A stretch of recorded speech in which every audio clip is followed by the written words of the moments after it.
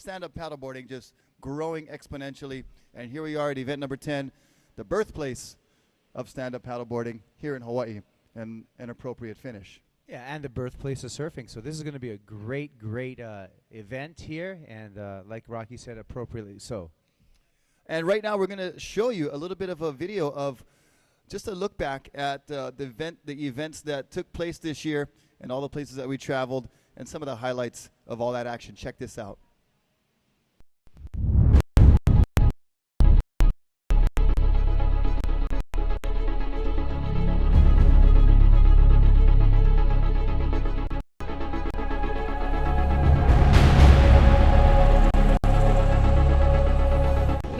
Preparing all season for pretty much anything because there's so much variety of things. This year definitely being second. Last year my friend, yeah, just go all out this year and see what happens.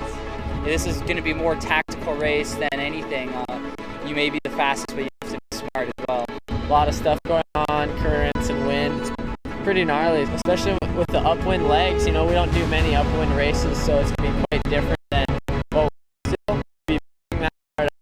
It's going to be a whole new challenge. So it's good. I get prepared. There's a pretty high probability that we'll be paddling into a 22 plus knot headwind for the first leg of this race. So, I mean, the first 3 miles are probably going to be straight into a 20 to 25 knot headwind. You know, from what I hear, it's supposed to be, you know, crazy currents and crazy chop, and it should be one of the most difficult racing conditions that we're going to be doing. So reading the ocean comes into play. It's going to put the athletes to the test. Just starting to like paddle a lot through surf, paddle into a headwind, paddle where it's super bumpy.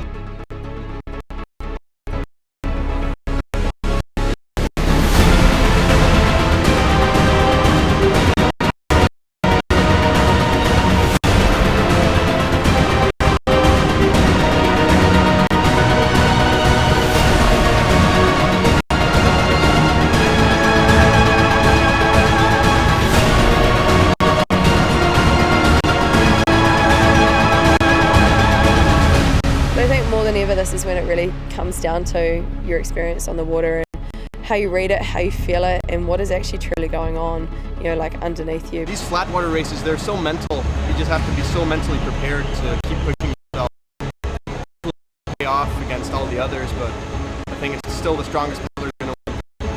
If it's anything like today, the conditions, it's going to be hot, going to need the right hydration, right fluids, stuff like that, and just, yeah, race smart, don't go out too hard off the start and just leave something in the tank for the end. This year's been unreal. I've never been on a tour that's had this much talent, because you have the Australians, the Americans, Hawaiians. It's really an international field this year, and it's great to see everyone come here and help build the sport. So that's great. It's going to make the competition harder, but that's what's fun about it. It's been really good. We've done a couple of events already, and it's as good as anywhere. So it's going to be like, even this event's going to be as tough as any event I've ever been to, I think. You know, it's everywhere we go here, so competition is just to the next level again. So it's making everyone pick up the game. You know what? Part of what we do, and sometimes you have to suck it up a little bit and grind it out.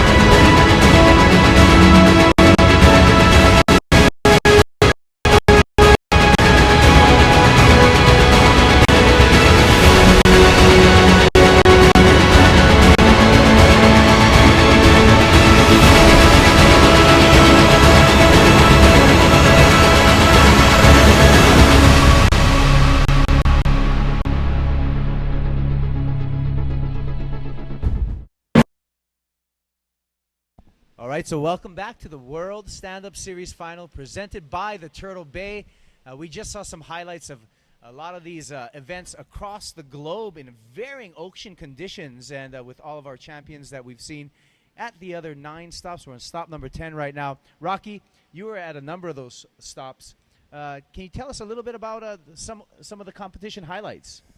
Well, you know, there is a classic battle going on between Kai, Lenny, and Connor Baxter as they come into this event at number 1 and number 2 on the overall rankings. And, you know, you said the ocean conditions, and in some of those places we were in fresh water. We were on Lake Michigan in Chicago, We went to Abu Dhabi, out in the Middle East, which was very interesting, a very cool trip. We also went to San Francisco, paddled in San Francisco Bay, under the Golden Gate Bridge and all those great landmarks that are there. And, of course, Huntington Beach with the surf, in and out through the surf. And you see we have some waves today, so that'll make it very interesting. There's a beautiful shot of the lawn here at the Turtle Bay Resort, just outside the Hang Ten Surf Bar, and with the ocean just at the footsteps of everyone here. And the way these events run is that on one of the 2 days, sometimes we mix it up. We'll do a long distance first or a sprint races first. Today we're doing long distance first.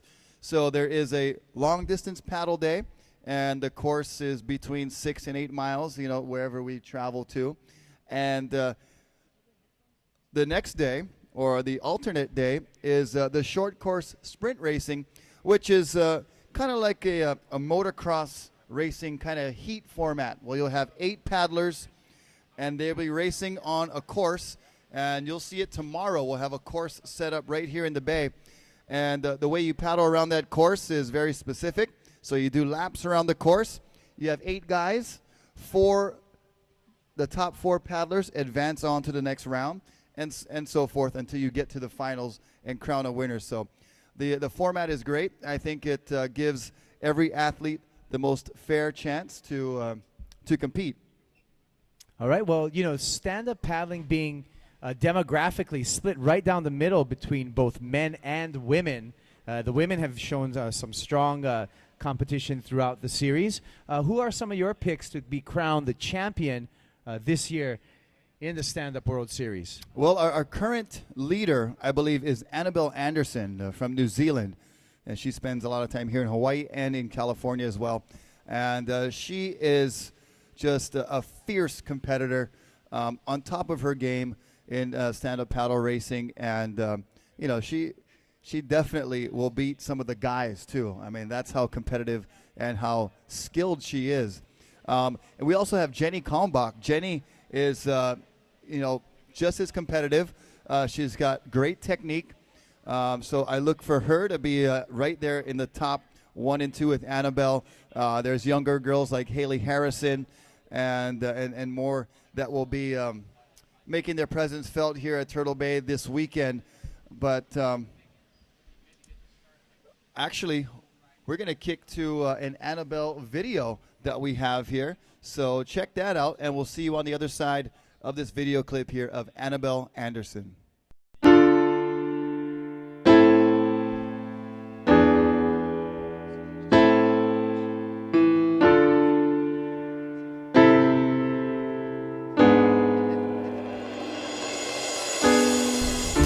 There has never been a female paddler like Annabelle. Unbeaten for 2 years running now, Annabelle has proven that the women's side of the sport is just as strong and competitive as the men's. As always, I come in with no expectations. It's always a challenge. The conditions are something that are out of your control. They're not that different to some conditions that we've experienced in other parts of the world, and all I can do is line up, give it my best, and whatever my best is today is what I have to be satisfied and happy with. I don't go into detail about wondering who's coming or who's not coming, because at the end of the day, I'm the only person that can control what I do and what my performance is.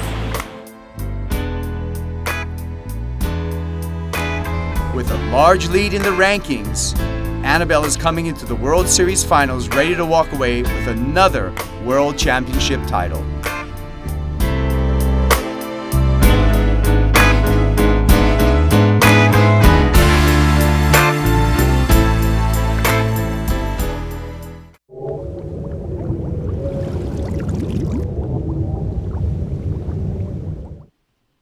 All right, welcome back, and we hope you enjoyed that short video clip of Annabelle Anderson.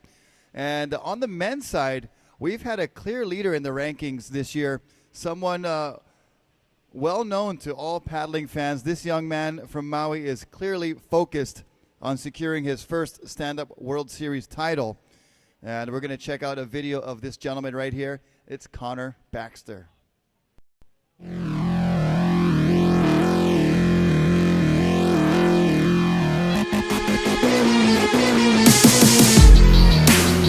That was brutal. I mean, by far one of the harder races. I mean, it was just as hard, if not harder, than the mullet guy.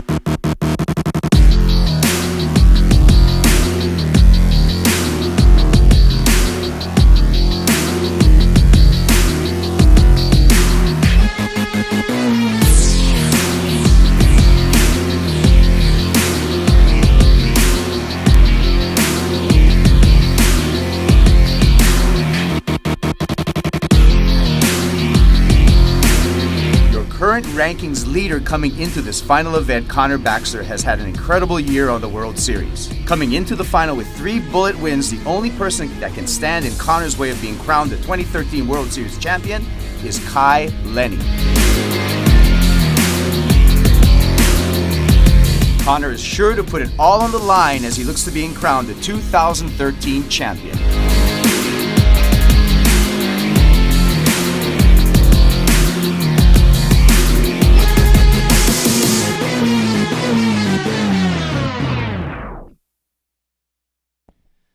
All right, well, the top 2 competitors right now have worked very, very hard to be where they are in the rankings today, Rocky, but the North Shore is not going to make it any easier on them for that title race. Yeah, that's right, Kaipo. The 7-mile miracle of surfing is one of the most hardest places in the world to surf, but even more so for doing a long-distance race. And, and those trade winds, the lack of trade winds that we talked about is going to make it even harder. Let's look at a brief description of what these paddlers will face today. So what we'll be doing is we'll be starting right out here in the water. There's 2 buoys out there marking the start. The racers will be in between those buoys. They're going to paddle straight out through the surf, and beyond the surf line, there is another buoy where they'll be making a left-hand turn, and then from there, that is where the real paddling starts. They'll be heading down the Haleiwa, which is, at the other end of our 7-mile miracle, so the better part of 7 to 8.5 miles roughly, and they're going to be doing a lot of paddling today. That's right, and we got a video with the course description right here. The Turtle Bay Resort, and aptly named Turtle Bay, is a perfect venue for the start of the long-distance race course. With spectators lining the ocean cliff right at the foot of the hotel, no place has ever boasted a better vantage point for seeing your favorite paddlers beginning their grueling 7-mile course. The Turtle Bay Finals Distance Race puts all paddle skills to test. Not only do you need to conserve and manage your energy, you need to be able to read the open ocean swells in order to catch the right glides. Obstacles include currents that can take you out to sea or getting caught inside some of the world's most famous surf breaks. The distance race starts in the water outside of the Turtle Bay Resort. We'll be having the briefing. Then head south and past Cabela Bay as paddlers start making their way and finding their own respective lines. The first famous site our racers will pass is Sunset Beach. Sunset Beach is also the opening venue for the Stand-Up Surfing World Tour, which kicks off in February.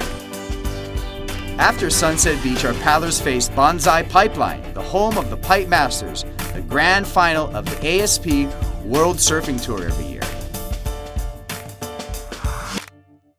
Waimea Bay, better known for its big wave contests like the Quicksilver Eddy Invitational and backbreaking shore break, mark the halfway mark of our distance race. At this point, racers have 3 lines to choose from.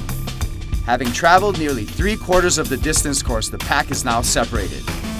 After a grueling paddle along the most beautiful surf coast in the world, riders finally see their destination as they turn the final corner and the beach comes into sight.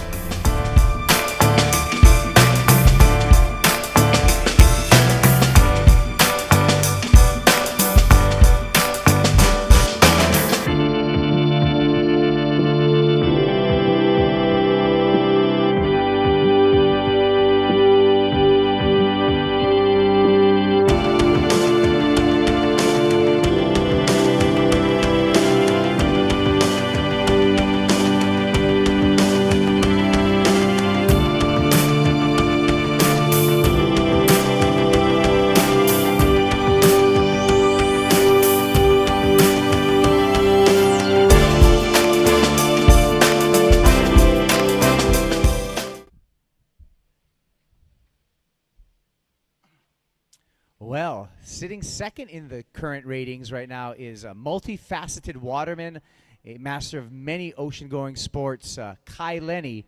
And let's learn a little bit more about Kai Lenny in this next piece.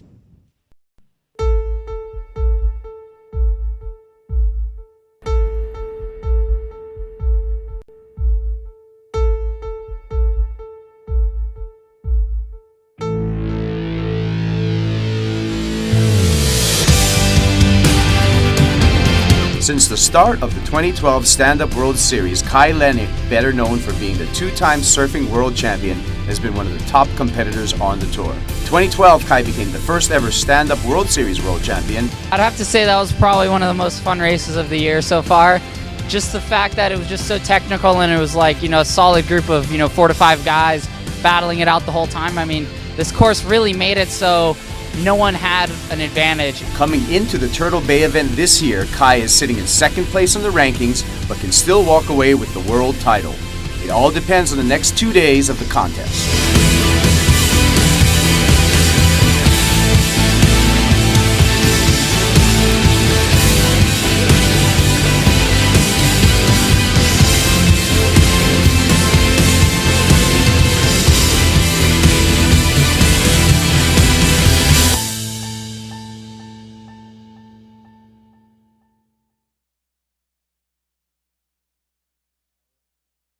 All right, well, quite a impressive individual, Kai Lenny, and it's going to be a showdown between Kai Lenny and Connor Baxter here at the Stand-Up World Series Finals, presented by the Turtle Bay. And we're going to take a second and throw it to our competitors meeting, as well as our pule, our opening prayer for the event today. So it's going to be an exciting start. We're gearing up. We're going to have a course description, and with that competitors meeting, we're going to learn a little bit about the course. Of course, we had that little piece on what this run from the Turtle Bay Resort to Haleiwa entails, and there's a lot of different bodies of water. We'll be passing by some of the world's most famous surf breaks during that about 10-mile course. There's a number of different lines that the competitors are going to be able to take advantage of, whether they take it out to sea or hug the coastline. And that's all going to be part of the strategy. So it's going to be a lot of both athleticism as well as course planning going to be coming into play for success today in this long-distance race, all part of the Stand-Up World Series Finals, presented by the Turtle Bay Resort. And the Turtle Bay Resort's been a wonderful host for the Stand-Up World Series all the way back from 2011 when this inception happened. It is a perfect natural amphitheater where we have a number of great surf breaks. We have some great paddling conditions. Of course, wonderful accommodations with numerous restaurants. And the Hang Ten Bar that we have right here poolside. We're going to have a little after party later on today, about 5:30 or so, with a live DJ here at the Hang Ten Pool Bar. Also, we got one of our supporters, Pacifico Beer, will be there with some drink specials, and they're $5 drafts. And so that's going to make for a great afternoon, and that's going to be a post-celebration after we can complete our long-distance race today. Again, the course here from Turtle Bay, past Cavella Bay. You're going past the Velziland and some other the breaks there to the infamous Paumalu Sunset Beach. On from there, past the Bonsai Pipeline, into the infamous Waimea Bay, where we have big wave surfing contest whenever the conditions allow. Then to the stretch past Laniakea, Chuns, and finally the town of Haleiwa, where we'll have our finish, and we'll be crowning a champion for today's long-distance race. Again, we're queuing up for our competitors meeting and our competitors briefing, as well as a opening prayer, an opening pule, the Hawaiian word for prayer, from Alika Willis. And mahalo Alika for his services here, taking care of the prayer. And also, again, this race is dedicated to the memory and the inspiration of George Ramos. And so we thank you, George, for your inspiration and for really being a spearhead and a pioneer in the world of both surfing and paddling. And what a wonderful life to celebrate. So we're just moments away from that opening briefing for our competitors and a little bit of a course description. You can see on camera right now some of the grounds of this beautiful Turtle Bay Resort, one of the premier resorts that you can find anywhere. If you're planning a trip, viewing online, and you are an ocean lover, there is no better place on the world that you could be where you can have both exquisite surfing, paddling, diving, as well as a wonderful golf experience here. We have a couple of courses that are beautiful, and of course world-class dining, all here on the grounds of the beautiful Turtle Bay Resort. So now we're going to pick up with Rocky Canon for our pre-race briefing. All right, thank you, Kaipo. I'm just on the other side of the booth here, facing the pool bar, and we are going to have our briefing for our long-distance race today. We are starting here at Turtle Bay, and then we'll be heading down to Haleiwa, which is the opposite end of our 7-mile miracle, and I think it is going to be a bit longer than 7 miles today. So hope you guys and girls are ready for a good race. And if we could have Tristan Boxford, as well as actually Alika Willis, to come on up. As Kaipo was mentioning, there was a memorial service this morning at Sunset Beach. The North Shore lost one of its most inspirational sons here, a born and raised North Shore boy. He passed away from cancer last month. George Ramos was an inspiration in paddling and surfing and so much other things. He was kind of a late blooming runner too as well. So he was just a great athlete, a great person.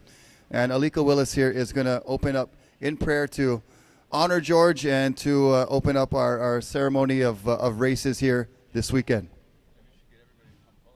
And everybody, if we could everybody come in a little closer to bow your heads and pay respects to George, and also to bless this 2 day of racing. Alika, thank you.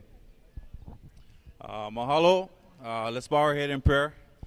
Heavenly Father, we want to thank you for the many blessings that you have given us, and we want to thank you for bringing George into our lives over the many years as we watched him compete. We would like to take this day and compete the way he did, with his soul and his heart. Father God, we want to raise your voice and ask that you watch over the athletes and their families, and just take this opportunity to thank each and every one of these competitors for showing up. In your son Jesus' name we pray, amen. Amen. All right, thank you, Alika. And here's Tristan Boxford, director of the Waterman League, with a course description and some very important info for you guys. So aloha, welcome everybody to Turtle Bay Resort. We're excited to be back here for the World Series Finals. As you all know now, it's a pretty straightforward course. We have 2 buoys to mark the start line over there. We'll just have you guys line up between the 2 yellow buoys. Please make sure that you sit down with your legs in the water in between the 2 buoys. We want you in a tight line. We don't want any jumping up early, edging over. Everybody just stay calm until you're under starter's orders. Rocky will announce you in. There's no wind today, so you should hear pretty clearly.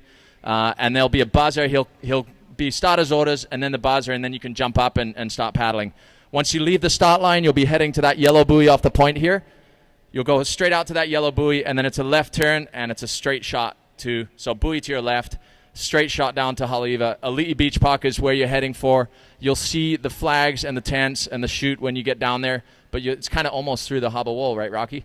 So you're going to go through there, through the surf zone, and then run up the beach with your paddle. And that, I think, is about it. We just want to have, obviously, there'll be some drafting today. Do encourage watermanship and good, fair play. Obviously, drafting is a competitive format, but we want to make sure there's just not a train sticking. Make sure you guys switch it up and be competitive and don't just sit on people. Be strategic, but be good watermen. So good luck to everyone. I'm going to pass you back to Rocky. Have a great race out there today. All right, thanks, Tristan, and a round of applause for that man here. 10 events all around the world, and we are now commencing here at Turtle Bay. We've been to the Middle East, we've been to Europe, South America, all over America, and finishing here in Hawaii is very appropriate. Like Tristan said, show good sportsmanship and watermanship. Be aware of the drafting. There's no wind today, so it's going to be a pretty burning hot race. So keep yourself hydrated. And we will have water patrol out there as well. So if you have any problems, give some waves to our water patrol. If you are okay, it's just one hand on top of your head, like I'm okay, like this. All right. And when you do get into Haleiwa, make sure you be careful. In the shoreline at Ali'i's, there is some reef and some rocks. So watch your feet. Don't jump off too early. At Haleiwa, you guys have a great race, and we'll see you at the finish. Best of luck, and start making your way out to the starting area, guys and girls. Thank you.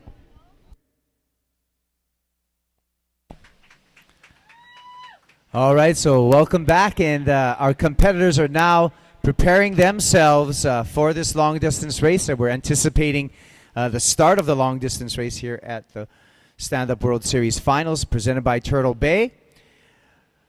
We got, you know, there's the nation of Australia, 90% of the population lives on the coast there, so it's bred a very, very competitive ocean athletes in every single discipline that involves the ocean. One of those ocean athletes, Angela Jackson, is a stand-up paddler. And here's a little bit more on the Aussie Angela.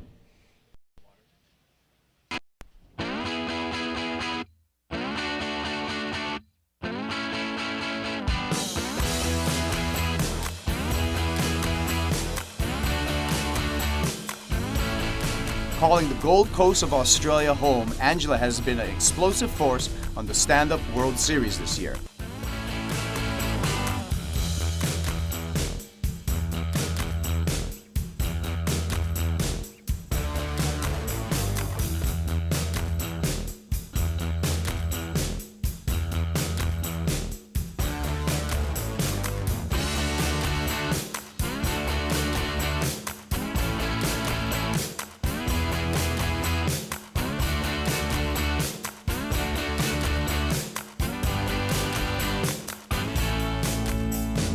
Placing podium finishes in almost every event she's entered, Angela is looking to hold on to her second place overall ranking as she wraps up an incredible year here at the Turtle Bay Finals. It's been fantastic. It's such an awesome place. All the riders are really cool to hang out with. All the events have been really professional. Yeah, just having a great time. Yeah, definitely. It's been pretty well promoted. This just fell into place with everything we were doing over here, so it was a good opportunity to come and give it a go.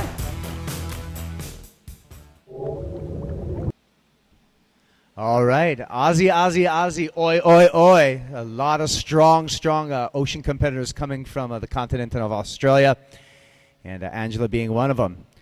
Well, day 2 of the World Stand-Up Series Finals presented by the Turtle Bay is going to entail the sprint in and out of the surf sprint racing. It's very, very viewer-friendly because it's going to happen right here at the shoreline at the Pool Bar Point at the Turtle Bay Resort. And here's a little video to show you the course and some of the highlights from tomorrow's sprint race. Situated on the famous North Shore of Oahu sits the Turtle Bay Resort. Surrounded by miles of private coastline, this resort features something for everyone, but especially the water athletes of the world. It is here that the Waterman League has founded its headquarters and birthed the Stand-Up World Series, running its first event ever in 2011. Boasting 2 days of competition, Day 1, the challenging open ocean long distance race, and Day 2, the slalom-styled sprint racing through the ocean surf. Turtle Bay Resort and the aptly named Turtle Bay is a perfect venue for stand-up paddle sprint race, with spectators lining the ocean cliff right at the foot of the hotel, where at the Hang 10 bar, competitors can enjoy refreshments and cool down in between heats. No one place has ever boasted a better vantage point for surf racing. With crowds and supporters lining from the launch zone all along the entire length of the course, to the top of the final turn marker, this races everyone on the edge of their seats. Once their gear is ready and they have made their way to the start line, racers sit down on their boards awaiting the starter's orders. And then they're off, and within a few paddle strokes, hit the first line of whitewash rolling over the reef. The course is set up in a large triangle shape, consisting of 2 buoy turns. An extra turn and lap is added to the course for the men's and women's finals. But in the first few rounds, riders only have 1 lap to either make it into the top 3 and advance to the following round, or miss the cut and go into the repo heats, providing all racers with 1 last chance to get into the 3rd round. At round 3, it's an all-out battle. For those not making it, they will be eliminated from the competition. The racers get whittled down to the final 6, who will compete for the top spot of the day. With more close finishes and all-out carnage than any other race to date, the Turtle Bay final sprint race is sure to be a crowd pleaser, both for the guests at the resort as well as our online viewers.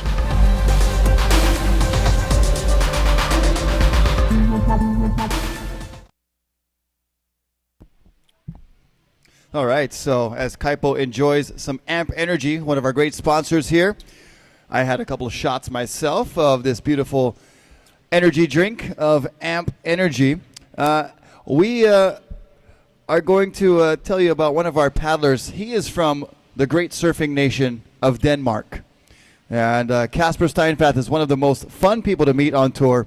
And he's got a really great attitude. And that's what really impresses me about this World Series as well. The surfing, as well as its surfing counterpart, the Stand-Up World Tour, is the aloha and the camaraderie these riders have on and off the water when they are just hanging out. You know, it's very competitive once they hit the water, but when they get out of the water, it's a very loose, light, brotherly atmosphere that is fun to be around.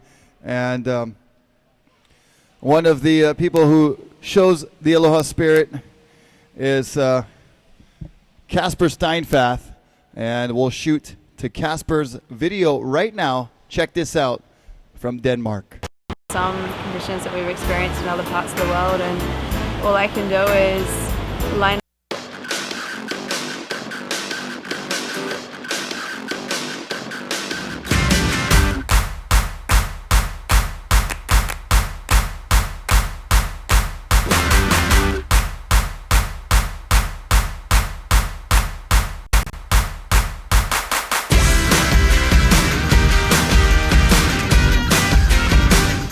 On tour as the Viking, Kasper Steinfath of Denmark is one of the most consistent racers to date. Strong in the sprints and showing great form in the long distance, Kasper is looking to consolidate his 3rd place ranking this weekend at the Turtle Bay Finals.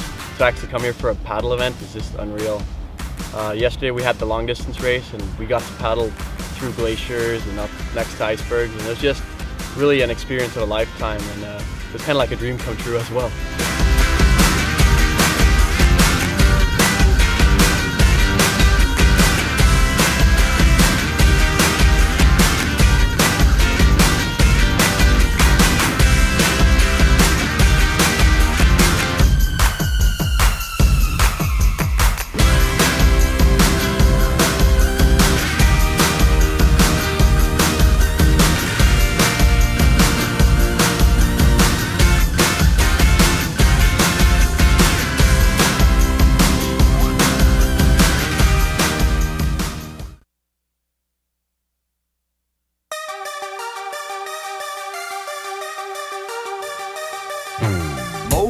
The young phenom from Oahu has been a force to be reckoned with this year. Coming into the Stand-Up World Series Finals, Mo is still riding high on his recent Rookie of the Year at the SupMag Awards. Being a North Shore local, Mo will be the one to follow during this distance race, as he has intimate knowledge of these waters.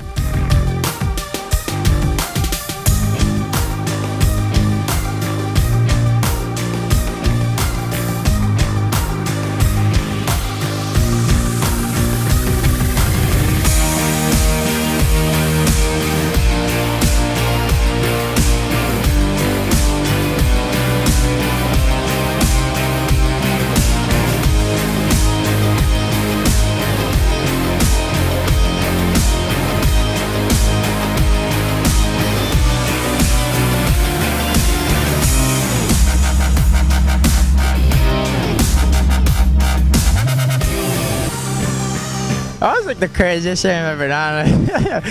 With like 12 sixes going over like 4 foot of surf. It's just like kind of nuts.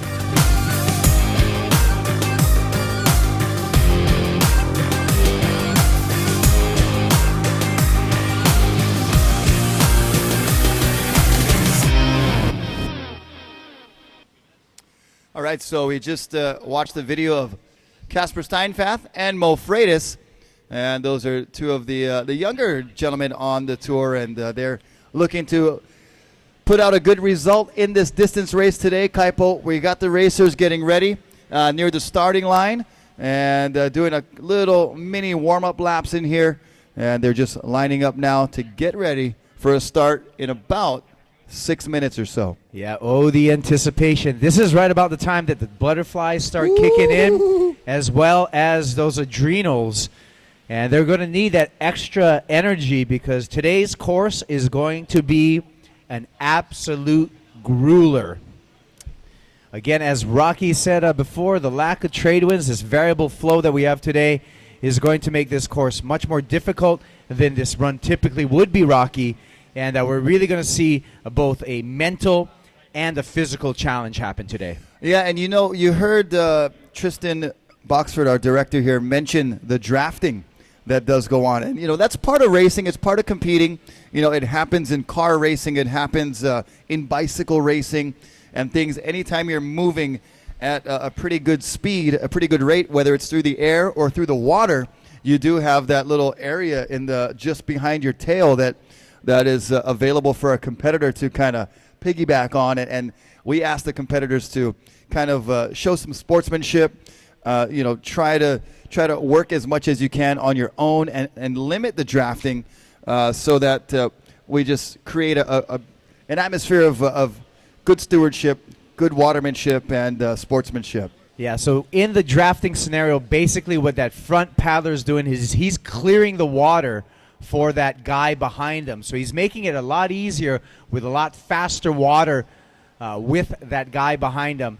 But, you know, etiquette and good sportsmanship all entails, meaning when we talk about that, we're saying you can't stay behind the same guy for the entire race. That would be not having any kind of etiquette. Yeah, the etiquette is a great word to describe what we're asking the paddlers to display. And once we have our helicopter overhead with our cameraman on board to get that beautiful aerial shot, thank you to Paradise Helicopters right here on site at Turtle Bay. One of the unique things about Turtle Bay, we have our very own helipad. That's another thing you can do if you visit the Turtle Bay Resort is a helicopter ride. Yeah, the beautiful North Shore, so great to see from the air and all the other parts of Oahu. I know you flew in and you saw a bunch of buildings in Waikiki, but man, to see the interior parts of Oahu, undeveloped, unspoiled, still raw and beautiful. You forget that Oahu still possesses that beauty, and it is our signature Magnum PI MD 500 that is flying around up there with Captain Josh and the Paradise Helicopter team. We parked the helicopter right by the cars back there. We got a spot for it. Ooh, it almost makes you want to put on a fake mustache and some slacks right there. Yeah, and a flashy Aloha shirt and some thigh-high corduroy shorts. I love it. Well, there we see all of our competitors in the waiting position. That would be the sitting position. Once they get to their feet, we will have the official race start. They're actually going to start in the seated position, so it's fair. And with your legs in the water, you're able to hold an area a lot better than when you're standing, so that everybody has an equal start. Because starting in the water sometimes is difficult to get everybody in that fair, straight line. So legs in the water, seated on the board is the format for the race start today. So once we have all of our competitors lined up, you can see it looks kind of like a jumble right now. So they're jostling for their lanes and position as we speak. And we'll be just a few minutes from the start. This race going down to Ali'i Beach. And those of you watching on watermanleague.com, you're seeing a great shot of the Turtle Bay lawn right here, the scene of the event number 10 of the Stand-Up World Series, finalizing here at Turtle Bay. But if you're watching on watermanleague.com, we're going to show you the start. And then once they round that buoy on their left and head towards Haleiwa, we're going to show you some highlight videos of last year's event here and from this year's first event of this Stand-Up World Series in Chile, where they were paddling amongst skyscraper-sized icebergs. It's amazing to see some of the conditions that they were paddling in. Well, pretty amazing. All 10 stops on the Waterman's League, taking these paddlers around the globe, basically, and competing in so many different and various conditions. When we see a champ this year, he truly is going to be a champion and very versatile. Of the world. And once we show you those videos, we'll be back in about an hour and 40 minutes on the watermanleague.com to show you the live finish of the race. So if you're watching live, we're going to show you the start live, and then we're going to show you some video clips and highlights, and then we're going to come back live in about an hour and 40 minutes. And right now, that Magnum PI helicopter is soaring above. We're about 2 minutes from the start. 2 minutes from the start. If we could have all of our racers lined up and ready to go. That might make it hard to hear. They might have to fly away. He's going to be doing a stream live when they start. But I think they might not hear if the chopper's right there. Yeah. You might have to go peel away for a second and then come back. He's going to go and they're going to do a little swing by right now. Fish, do you want me to hold this out here? Yeah.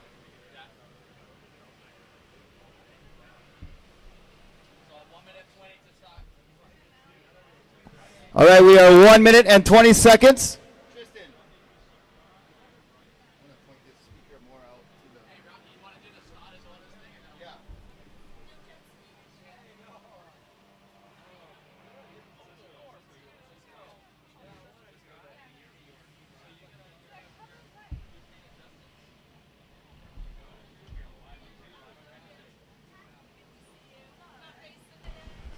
Racers, wave your paddles in the air if you can hear me.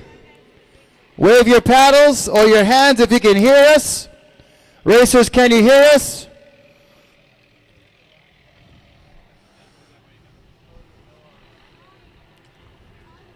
I don't think so. Again, racers, waving the blade of your paddle would indicate that you can hear us. Stand by. You guys got to move back. Move back. Paddlers, move back. Move back to the buoys, please.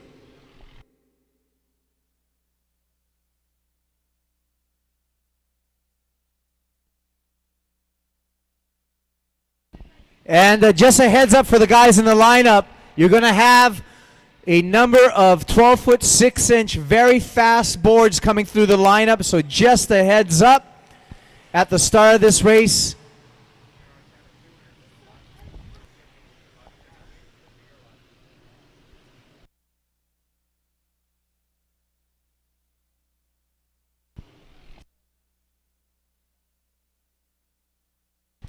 All right, everybody move back in between the buoys. You guys like cheetah? Creeping. They're creeping. Trying to knock any part of the race off there. A few feet will matter when you get to the end at Ali'i's. They're going to be huffing and puffing. So now they're reestablishing their position in between the buoys.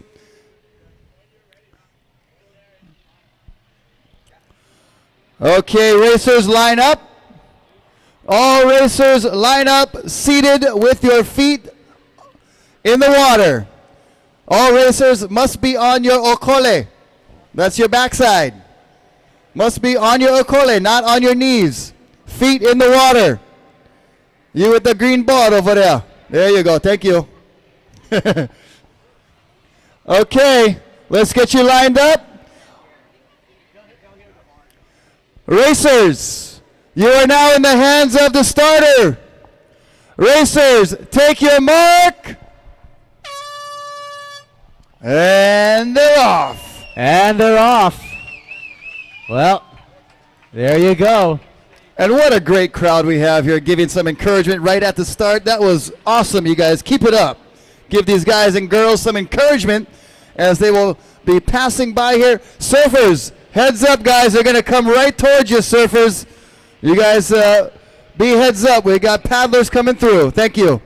And as you can see off the start, a lot of these racers utilizing that quick Tahitian stroke to get their board up to speed. Once they get that hull speed up, they can go into a little bit of a longer stroke opportunity. But this is a wonderful start, and already you're seeing the line starting to form. Yeah, it looks like Jake Jensen out in front. He was actually our long-distance winner at Huntington Beach last month, event number 9. It was one of the first races that Kai Lenny and Connor Baxter were at, and neither of them won.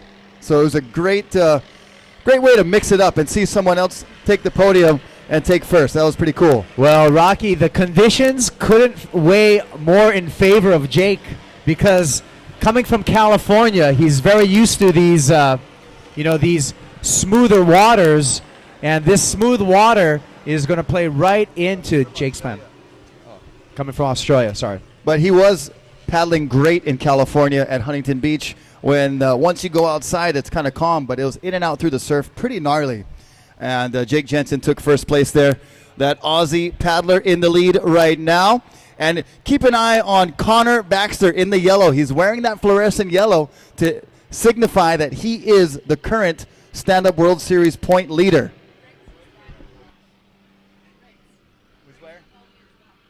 And there we go.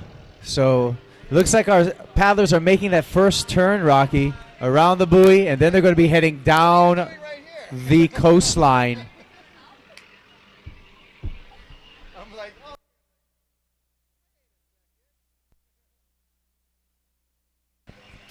So one of our youngest paddlers out there, Riggs Napoleon, is currently in the 4th place position. We got Cody Baxter up there. Casper Steinfath is somewhere near the top.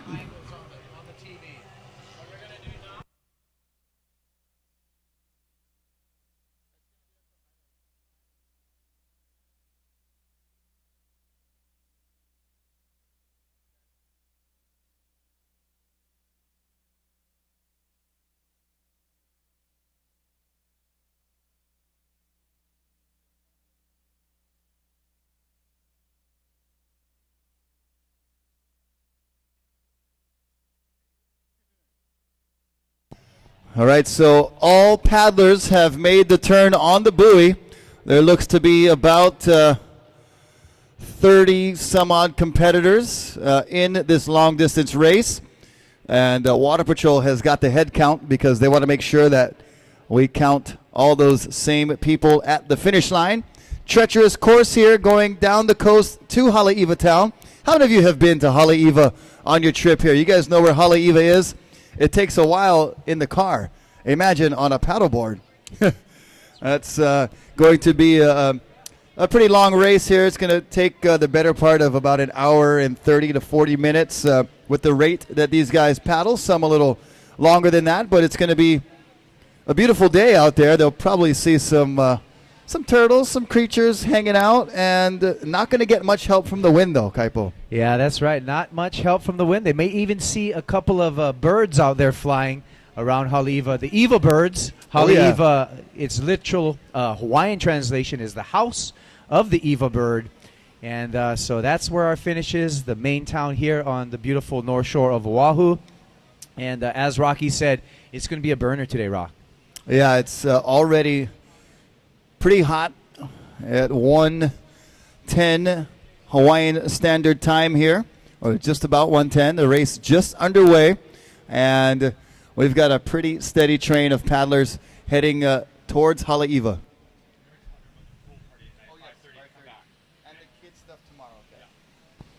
And if you guys are staying here at the resort, or if you are just kind of passing through, you're not going to want to miss what's going on here at 5:30 in the afternoon. This afternoon, it is a pool party, DJ pool party, all ages welcome, and it's going to be a lot of fun.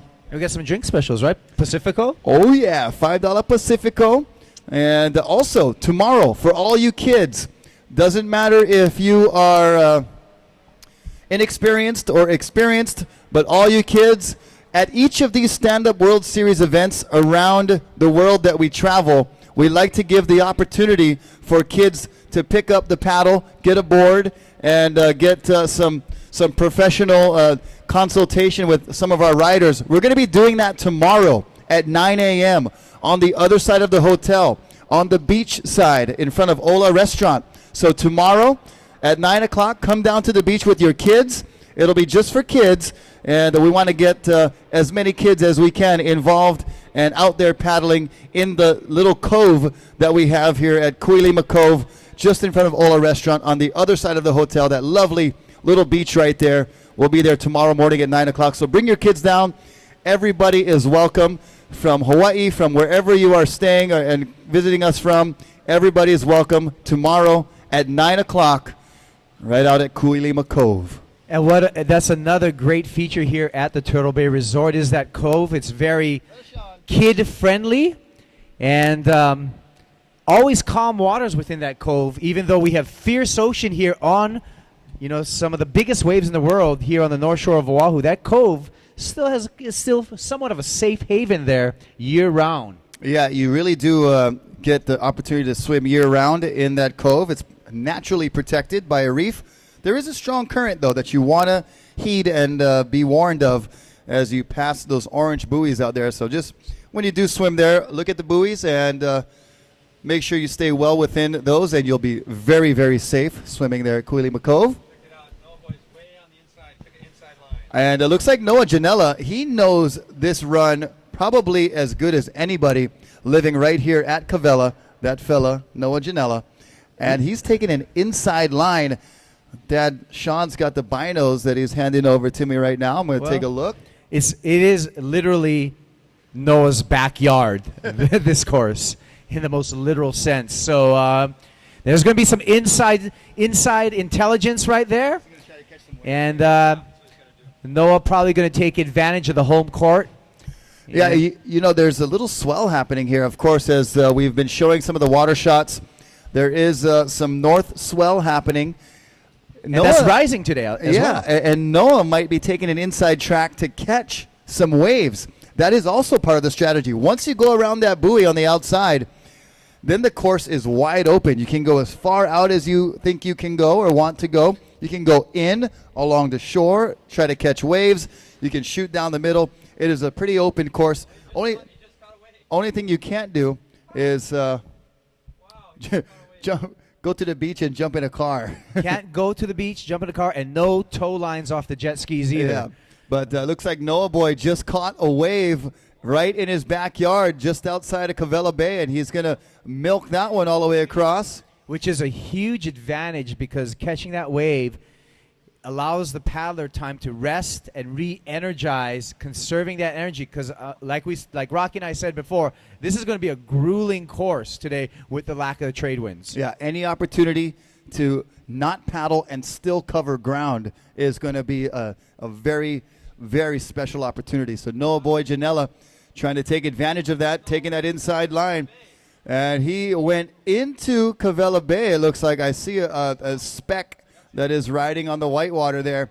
And he will continue across Cavella Bay. There are more waves as you go around the bay, and then you'll hit V-Land and then to backyard. So he might just be going for the surf trip down the North Shore. So, Rocky, as a North Shore, born and bred surfer, what would your course line be today? Would you be inside or outside? I think, as I was thinking about it this morning also, I'm glad you asked that, is I think I would be trying to do what Noah Janela is doing and take advantage of these waves and the swell that we have with the lack of wind.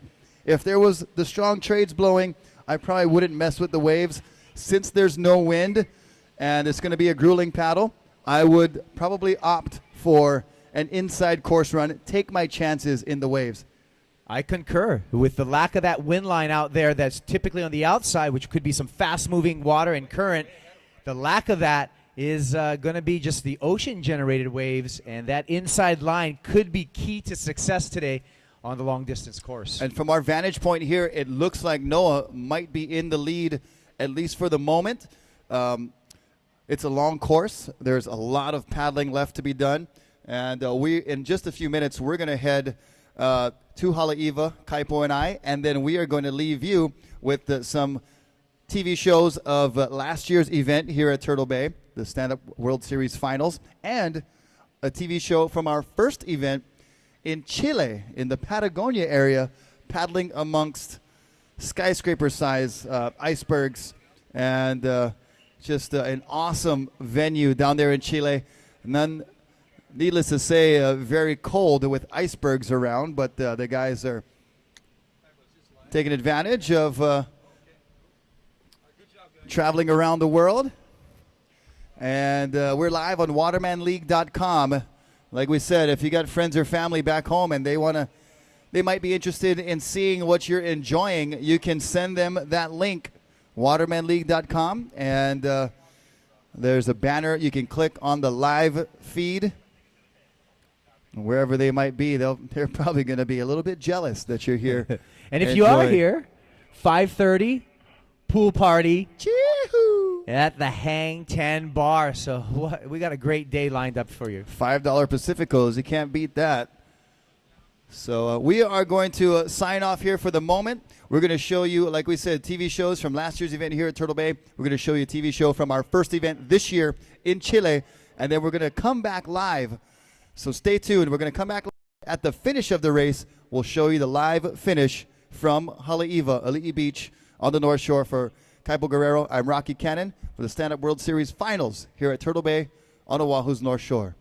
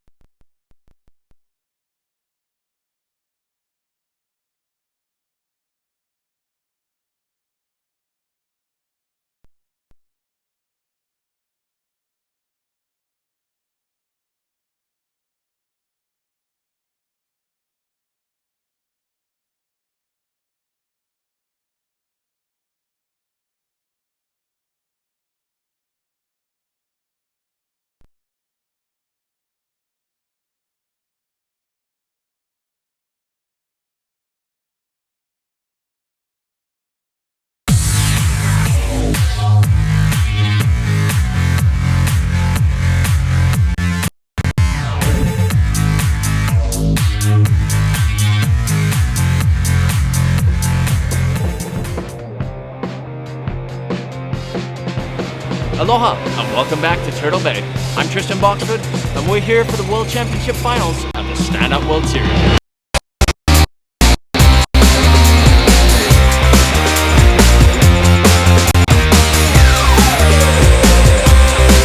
Having kicked off in Fiji, the Stand-Up World Racing Series then went on to events in Europe, Hawaii and the US in the lead up to the prestigious and climactic World Championship Finals at Turtle Bay.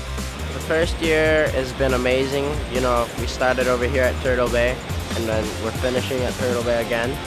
Oh, you know what? For the first year of the Stand-Up World Series, I think it's been a great success. Yeah, it's been good. Fiji was an awesome event. Got a pretty close finish there with Slater Trout. Got to end up getting fourth, so a pretty good result. I had a good start in the season with La Torche, where I won the event. I actually won both races. Yeah, I went to an event in Sweden. It's pretty much next door from me in Denmark, and I finished first place in the World Series there. And of course we had Chicago, which I've never been to Chicago, and by far one of the most amazing races. I mean, you're right there in the city, and the lake that looks like an ocean. That was a pretty epic set there, the Chicago skyline. And some amazing races, different format, the heat running, which is very good. I mean, it keeps things interesting and the race kind of lasts a little bit longer. Each event was so insane on this first year of the Stand-Up World Series. It's pretty amazing that, you know, I'm able to travel around the world doing the sports that I love, and you know, with racing now, you're able to go to places I would have never have gone to previously because I'm always looking for waves normally. And because now that we're going to flat water spots and checking other places out around the world, it really makes for an interesting perspective on places that previously I thought of otherwise, you know, differently. And to be able to go to places like Namotu, to be able to come back here to Turtle Bay, Florida, France. I would have to say that every stand-up World Series event has had an extreme nature unique to each location. When we're in Namotu, grown men were broken by the humidity and distance of the downwind race from Natandola Reef to Namotu Island. Because you only needed four events to qualify for this final, I was stoked that I was able to choose my favorite places that I wanted to go to. And to end up here, Turtle Bay, I think this is a pretty ideal place to finish up the first year of the World Series. It's really cool to be able to travel with all these top racers and compete with them and get spend a great beginning, and I'm looking forward to seeing how it's going to end at this event in Turtle Bay. Yeah, Turtle Bay is definitely a good place for the sprints with its cliff. Get the surf race right out here in front of Turtle Bay. Got all the people in their rooms watching and on the beach, so it's going to be a really good turnout. Everybody's showing up here, so it's going to be sick. And the venue is insane. I mean, Turtle Bay is such an awesome place for stand-up, both for the racers and for the competitors. You know, it's like a little natural stadium. So I think it's going to be a great event. All the races going on, literally feet from the spectators. Competing at Turtle Bay is one of the funnest races that I have done the entire race series. The reason why I really like it is, one, because it's closer to home in Hawaii. I'm used to kind of the water conditions, and also the fact that you have surf thrown into the mix makes it for a really challenging and really fun race. And also the venue is just so perfect because you have the hotel right there, and you're able to have your family and close friends and spectators from all over the world watching you race, you know, from 15 feet away. And what a year of racing it has been, as we have seen stand-up World Series athletes battle it out in some of the most challenging and diverse conditions imaginable. One thing is for sure, the stand-up World Series provided a well-rounded test of skill, technique, endurance and character for the world's very best athletes. We sat down with some of the industry's leading figures to get their take on the inaugural year of the stand-up World Series. Well, the professional side of stand-up has grown from nothing to being pretty substantial in a really short period of time. And the Stand-Up Paddle World Tour, you know, part of the Waterman League, has been instrumental in at least getting it going and formulating it and creating a professional tournament early on, instead of having it just all fragmented, which can happen when a sport is brand new. You know, different people can say, oh, I want to do this and I want to do this, and suddenly it's just a mess. You know, there's events all over the place that have different rules and different formats, and that's dangerous for a sport if you want it to gain traction right away. The wave side has got real momentum, really good riders. You know, the level went from here to here to here right away. Weeded out the guys that were doing it, you know, just for kicks, and now these guys that are full on into it, and they're sponsored and ripping, and the tour is healthy, which is great. The racing side is really solidifying.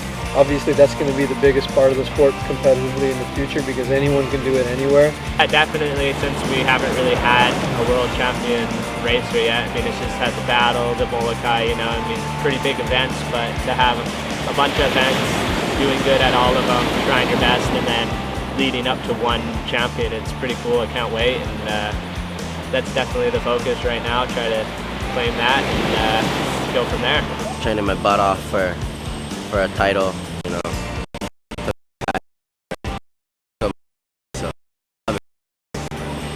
Right now, it's anyone is up for the money and up for grabs to grab that first place if you're in the top 5. So this is the final event of the Stand-Up World Series, and this is the most points that you could win from winning a single event. So who's ever in top 5, they could still take that first place position. Connor and Kai have been battling it, switching it off all year, and you know, I still think Connor is excels really well in these kind of things, especially in the distance races, and Kai is a great athlete himself, no matter what. It's pretty much up in the air. You know, we have a lot of great competitors. The distance race, you know, it's a hard one. Offshore winds could be good, you never know, but it's a hard race. And then you have the course race right out here, and it's gnarly. I mean, not only do you have to be the fastest, you have to have skill surfing, and then you have to have the whole luck part. And hope you don't get cleaned up by a set. Hope you make the wave, you know. So there's a lot of different variables you have to that goes into play, you know, to make things happen. So of course, my hopes are high, you know. I'm hoping to do as best as I can, and most importantly, grateful to be in this position. I'm not to be at this point in racing this quick this year, and so with Connor, it's always been a healthy rivalry. I feel like, you know, we've definitely had our times where, you know, it's like boards are bumping and stuff, but that is, to me, good competition. I feel like it's not a real rivalry unless you're really pushing each other. And, you know, I'll go out and say that for sure without Connor, I wouldn't have wanted to come race this year. Join us after the break as we come down to the wire with only 2 more races standing between the World Championship crown and our 2 contenders, Lenny and Connor Baxter.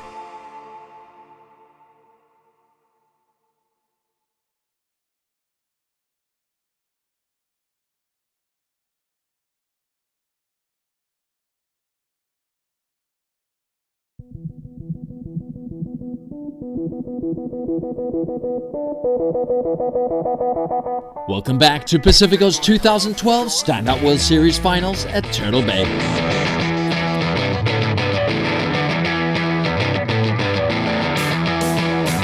As the crowd start to congregate in front of the racetrack by Hang Ten Bar, we head over to the east side of Turtle Bay for the Nakamakai Youth Challenge, an open under-15 race for Hawaii's youth. With a one-design format aboard Nash inflatables, Hawaii's future champions battle it out around the protected short course for the Nakamakai crown.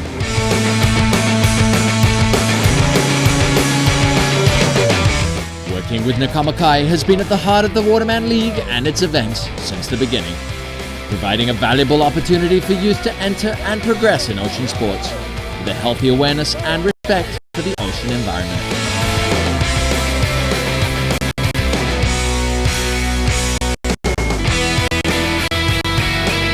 Meanwhile, on the other side of the hotel, the crowds have been building as the who's who of the racing world have been preparing themselves for the distance race.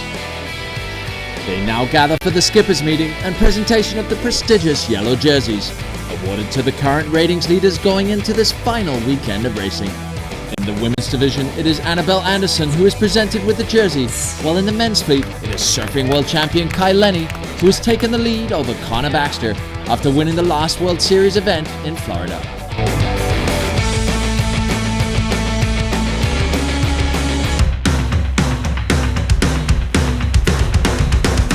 With the trade winds blowing in some rain to bless the start of the race, the final long-distance event for the 2012 season got off to a dramatic start. Despite being one of the most beautiful downwind races in the world, the athletes will have little opportunity to take in the world-renowned sights and surf breaks as they pass, as they keep their heads down and focus on reading the ocean to make it to the finish as fast as possible.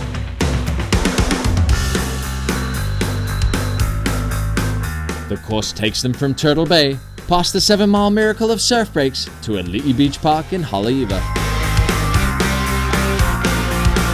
I grew up doing multi-sports and endurance sports. I think it's been a huge reason why I've been able to have a reasonably fast progression curve with this sport, because the foundation of the engine was already there. But we're seeing people that are coming from loads of different angles, and some are quite left field into this sport. At a certain level, I truly believe that, or at the highest level, 50% is reading the water, and the ability of the ability to surf is so critical and important. It doesn't matter how big the waves are or what the water is, or even if it's flat water. Flat water is never actually flat, and if you can read the water better than anyone else and move with the speed of that body of water, with the least possible effort, you're going to be maximizing the speed of your board and how you operate your own engines. As expected, the open ocean expert Connor Baxter quickly takes the lead, followed by local dark horse Andrew LaGreco, with Kai Lenny dropping back to third place, with a seemingly unsurmountable distance between him and the leading two athletes. Would he be able to catch the leaders and take the race in the final stage from Waimea to Haleiwa?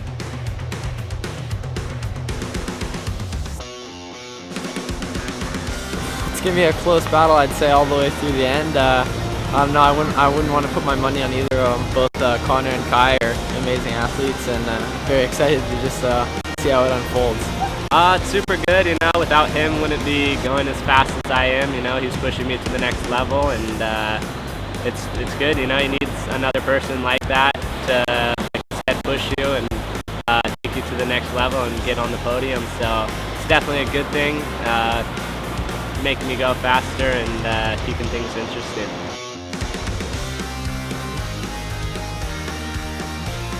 The finish line was filled with anticipation as the crowd strained to see who would be the first athlete to pass Buena Point. There were 3 athletes in a group, and as they came into view, it became clear that Kai Lenny had achieved the impossible and had caught and passed the leading pair, making it a much-needed win for the first day of competition here at Pacifico's Standout World Series Finals. All right, kind of far behind in the beginning. I kind of didn't have the best start in the world, and then about Lonnie Kea, I kind of decided to attack and caught them and made a pretty good comeback, so pretty stoked. It was unreal. I mean, we followed the race all the way down the road, and you know, for a time there, you know, Connor and Andrew LaGreco really hammering the lead, and Kai was, you know, making up ground, but he was about 100 yards behind at Waimea. And then, amazing how things changed. It got really flat, a lot hotter, and somewhere just after that, Kai kind of really made up a lot of ground, put the hammer down, and you know, he's a true specialist in a lot of conditions. And not that he surprised us, but it was amazing to see that type of race. So we're really stoked. Super good. Good run. I mean, better than I expected. Some little bumps, some little wins. Super good battling with Andrew and Kai, so good race, fun. Oh, it was fun, but tough. Started off a little bit cool at the start, and then the sun came out, and yeah, it was brutal. But ended up getting, I think, 4th, so I'm stoked. That Rachel Branch is just an absolute paddling powerhouse, and everyone watch out, she's here. And local knowledge, massive part of today. It's the first time we've been down this coastline, and we had a little bit of breeze to start off. Squalls came through, had a little bit of thunder, and then the breeze died, and it became so tactical. There was people in the middle, there was people on the inside trying to take the reefs, there was people on the outside trying to pick up the wind swell. I had to fight every inch. But hey, that's what the Stand Up World Series is all about. They make us race in extreme conditions. It was extreme heat today, and it brings out the best of them. And as we see, everywhere we go, local knowledge plays such a critical part, especially in races like this. So yeah, now a bit of rest and recovery, and here's to a bit of demolition derby outside Turtle Bay tomorrow. And hopefully we all have a bit of fun, a bit of laughter, and a good old time at the Luau tomorrow night to celebrate 2012. So congratulations to Kai Lenny, Connor Baxter and Andrew LaGreco for their first, second and third places respectively in the long distance race. A result that edges the young Kai Lenny a step closer to a world racing title.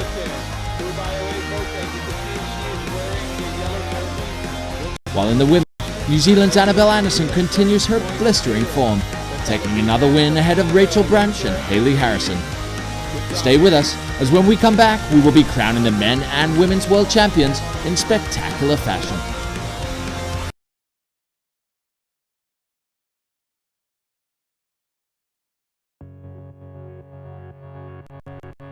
Welcome back to the Stand Up World Series. Before getting underway with the sprint racing, we sat down with the seemingly unbeatable ratings leader from New Zealand, Annabelle Anderson, to find out more about this phenomenal athlete. Hi, I'm Annabelle Anderson. I'm 31 years old and I'm from Lake Wanaka in South Island of New Zealand. Last year I had solid results. I was always top 3 and it gave me a huge learning curve, so much experience of what racing was all about. I would have to say that every stand-up World Series event has had an extreme nature unique to each location. It's putting us on the stage, it's setting the standard for what true professional athletes of the sport are all about, and the standard that you really have to be at to take on Mother Nature. You know, it's one thing to win an event, but first you actually have to finish, and at some of these events, simply making it to a start line presents its own challenges, as we saw in Florida.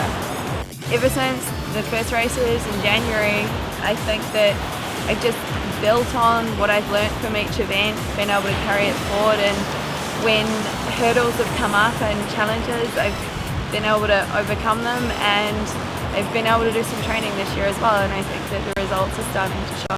You had an amazing race at the World Series stop in All-Around France.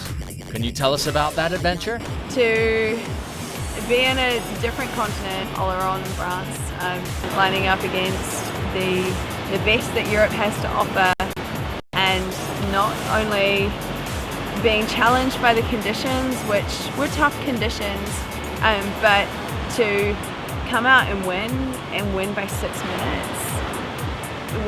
I think I was slightly aghast. I wasn't quite sure, you know, how I was flabbergasted. How many sports can we say girls can actually go and compete on the same playing field and be as good, and on certain days as good if not better? So I think it's a moment for females to cherish, and it's really a celebration of what sport truly is. To be at the top of the rankings takes a lot of training and competing. What is all the traveling like? Yeah, I'm on the road for the best part of 8 to 9 months of the year. This year in 2012, I took the globe, and to really enjoy camaraderie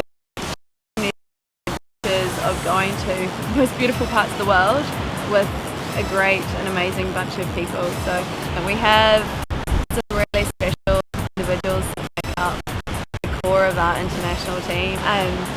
We often travel together, we're always there for each other. We try and do as much to help each other out wherever we can.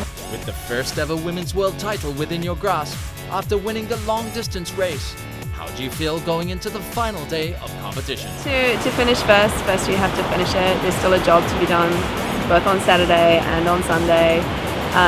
It would be an amazing way to finish the year. No one relents, no one gives up. It's a battle to the end, it always is, and you know, it comes down to who reads the water the best, who's prepared the best, and you know, who has, you know, turned up and done the goods on the day. So I think it's really, you know, it's the same formula.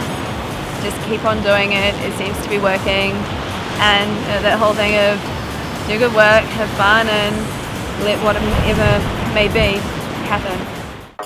With her competitive drive and flawless winning streak, we look forward to some more intense action from the women's fleet in today's sprint racing. But first off, it's the men who hit the water, as the action and drama lives up to everyone's greatest expectations.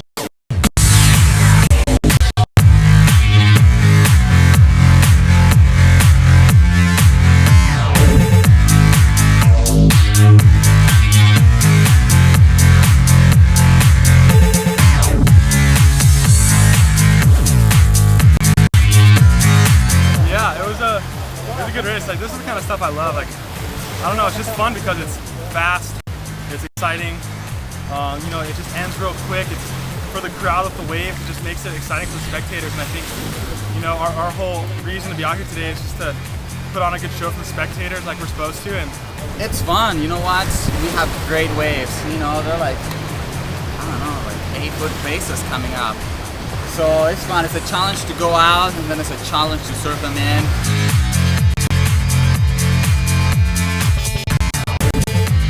A lot of fun first heat, kind of getting used to it and getting back in the motion of it, and it's a lot of fun. With more photo finishes than not, spectators on site at Turtle Bay and via our global live webcast were being treated to some of the most exciting racing the SUP world has ever seen.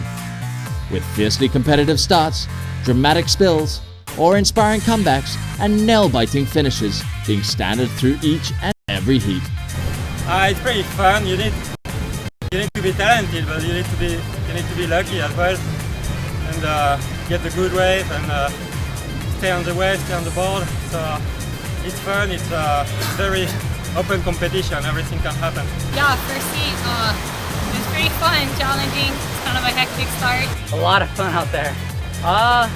Strategy is just kind of played how I played the last heat, and you know, just try to not fall, because it's easy to fall out there, and falling takes a lot of time, and that's something I can't give up. And I made it, so stoked. Conditions are nice. Hopefully the tide is going higher, so you're not getting as much steeper waves. But All come down to one race to see if Connor Baxter can retake the lead and secure his first World Championship title.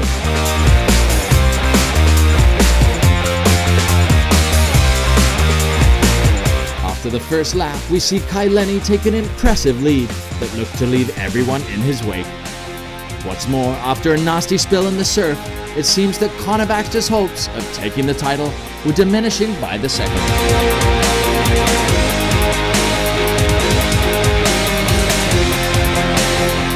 Starting the last lap with a huge lead, Kai seems to be unstoppable as he rounds the entire buoy with a significant distance between him and the pack in chase. However, rounding the last buoy, there are no set waves to ride in, and Kai is left to his paddle power alone by the time the rest of the pack round the outside buoy. A big set wave arrives and allows them to catch up to Kai for a dramatic sprint for one of the closest finishes in Stand-Up World Series history.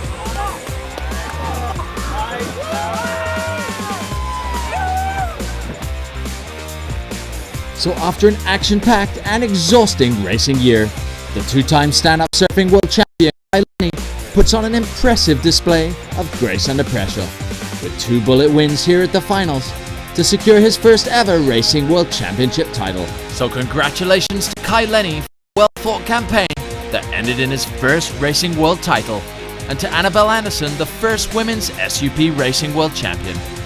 Join us next year as we journey around the world with the world's best in the quest for the 2013 World titles.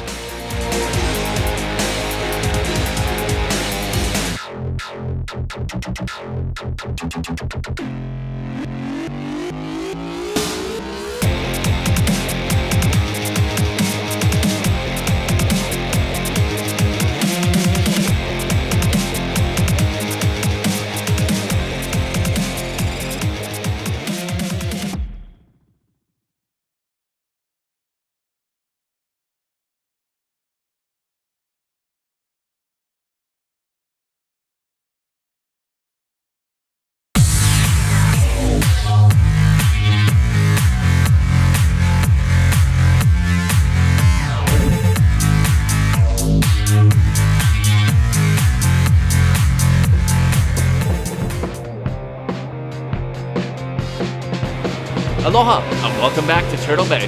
I'm Tristan Boxford and we're here for the World Championship Finals of the Stand-Up World Series.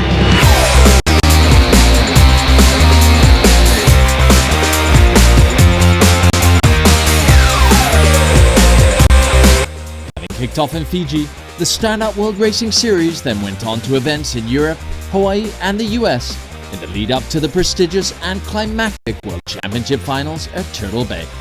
First year has been amazing. You know, we started over here at Turtle Bay and then we're finishing at Turtle Bay again. Oh, you know what? For the first year of the Stand-Up World Series, I think it's been a great success. Yeah, it's been good. Fiji was an awesome event. Got a pretty close finish there with Slater Trout. Got to end up getting 4th, so pretty good result. I had a good start in the season with La Torche, where I won the event. I actually won both races. Yeah, I went to an event in Sweden. It's pretty much next door from me in Denmark, and I finished first place in the World Series there. I mean, of course, we had Chicago, which I've never been to Chicago, and by far one of the most amazing races. I mean, you're right there in the city, and the lake, that's just like an ocean. That was a pretty epic set there. The Chicago skyline. And some amazing races, different format, the heat running, which is very good. I mean, it keeps things interesting and the race kind of lasts a little bit longer. Each event was so insane on this first year of the Stand-Up World Series. it's pretty amazing that, you know, I'm able to travel around the world to sport that I love. And, you know, with racing now, you're able to go to places I would have never have gone to previously, because I'm always looking for waves normally. And because now that we're going to flat water spots and checking other places out around the world, it really makes for an interesting perspective on places that previously I thought of otherwise, you know, differently. And to be able to go to places like Namotu, to be able to come back here to Turtle Bay, Florida, France. I would have to say that every stand-up World Series event has had an extreme nature unique to each location. When we're in Namotu, grown men were broken by the humidity and distance of the downwind race from Natandola Reef to Namotu Island.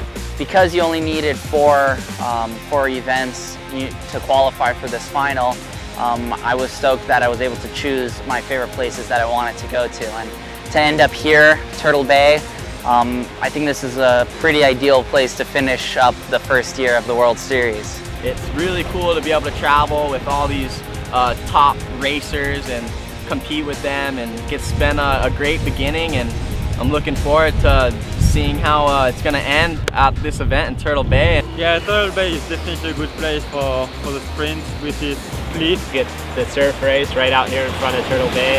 Got all the people in their rooms watching and on the beach, so it's going to be a really good turnout. Everybody's showing up here, so it's going to be sick. And the venue is insane. I mean, Turtle Bay is such an awesome place for stand-up, both for the racers and for the competitors. You know, it's like a little natural stadium. So I think it's going to be a great event. All the races going on, literally feet from the spectators. Competing at Turtle Bay is one of the funnest races that I have done the entire race series. The reason why I really like it is, one, because it's closer to home in Hawaii. I'm used to kind of the water conditions, and also the fact that you have surf thrown into the mix makes it for a really challenging and really fun race. And also the venue is just so perfect because you have the hotel right there, and you're able to have your family and close friends and spectators from all over the world watching you race, you know, from 15 feet away. And what a year of racing it has been, as we have seen stand-up World Series athletes battle it out in some of the most challenging and diverse conditions imaginable. One thing is for sure, the stand-up World Series provided a well-rounded test of skill, technique, endurance and character for the world's very best athletes. We sat down with some of the industry's leading figures to get their take on the inaugural year of the stand-up World Series. The professional side of stand-up has grown from nothing to being pretty substantial in a really short period of time. And the stand-up paddle world tour, you know, part of the Waterman League, has been instrumental in at least getting it going and formulating it and creating a professional environment early on, instead of having it just all fragmented, which can happen when a sport is brand new. You know, different people can say, oh, I want to do this and I want to do this, and suddenly it's just a mess. You know, there's events all over the place that have different rules and different formats, and that's dangerous for a sport if you want it to gain traction right away. The wave side has got real momentum, really good riders. You know, the level went from here to here to here right away. Weeded out the guys that were doing it, you know, just for kicks, and now it's guys that are full on into it, and they're sponsored and ripping, and the tour is healthy, which is great. The racing side is really solidifying. Obviously that's going to be the biggest part of the sport competitively in the future, because anyone can do it anywhere. Definitely, since we haven't really had a world champion racer yet, I mean, it's just had the battle, the Molokai, you know, I mean, pretty big events, but to have a bunch of events, doing good at all of them, trying your best, and then leading up to one champion, it's pretty cool. I can't wait.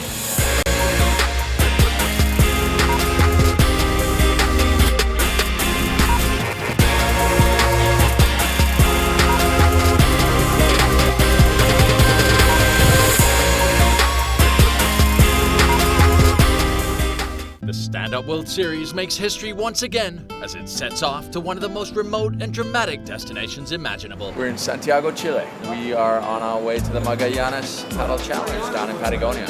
So it's a pretty exciting little adventure. Yeah, we're ready to go. Right off the plane, and now we're headed for a 4-hour drive. 4 hours? Then a 2-hour boat ride. To get here, it takes about 2.5, 3 days. And it's worth every day spent to get here.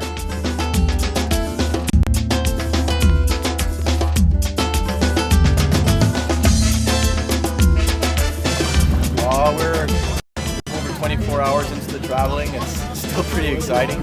We're not there yet. We're going through this endless barren landscape, and I kind of feel like we're going nowhere, but I guess I assume there. We are going nowhere. Where are we going? Where are you taking us, Tristan? I don't know, Tristan. 3 flights and 2 bus rides later, and we are still not there, but definitely getting close. This event is destined to be spectacular, even if only for the journey.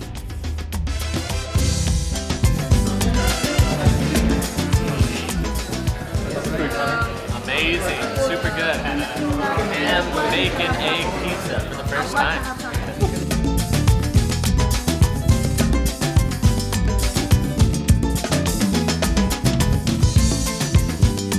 Drive is pretty insane, you know, we're basically been on the road for about 40 minutes or maybe even longer, and just crazy. We're in this big bus, all the races are here, and we're headed to the ferry, which is going to take us to even more remote place by Great Glacier, and yeah. My mind like 2 weeks before. Guys, we've arrived. We're going to get down off the bus, cross the bridge and start lifting our luggage down to the boat. Yeah! Getting off the bus is stepping into the beauty that awaits the athletes. As a trek through the forest comes next, to catch the boat up the lake they will paddle the next day.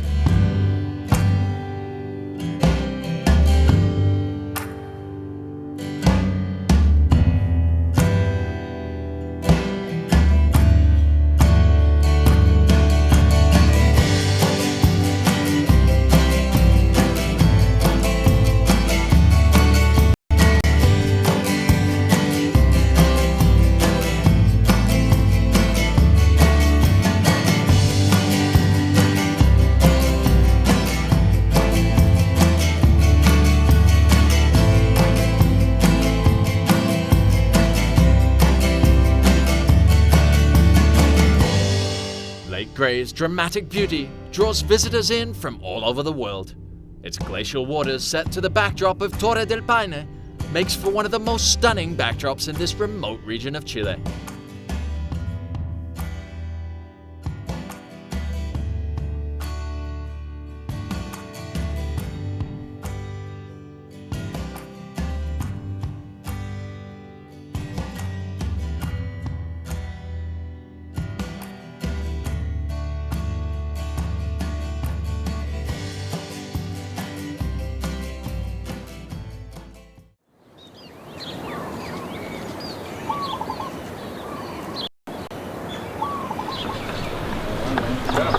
Hey, look at that move back.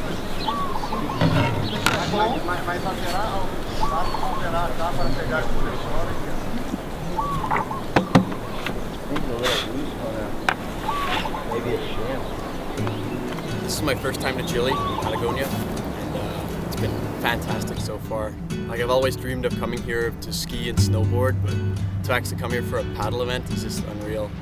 Yeah, for sure. You know, it was a lot of travel just to get to the glacier for the long distance race, but kind of once we got there, it was really cool to see all these big glaciers and icebergs up close. Oh, it was crazy. Like, we went through so many like different climates, and seeing the mountains is like nothing I've ever seen before, and it's amazing. Like, yeah, long, but the environment is really beautiful, and then everything become nice. Even if you travel alone or a long time and so much things to do, bus, boat, and hiking, but it's okay. In the morning we went for this expedition to kind of check out the course and the glaciers. It was really cool. We got to get on our boards and just go paddle, and it was like before the sun came over the mountains, so it was still really chilly.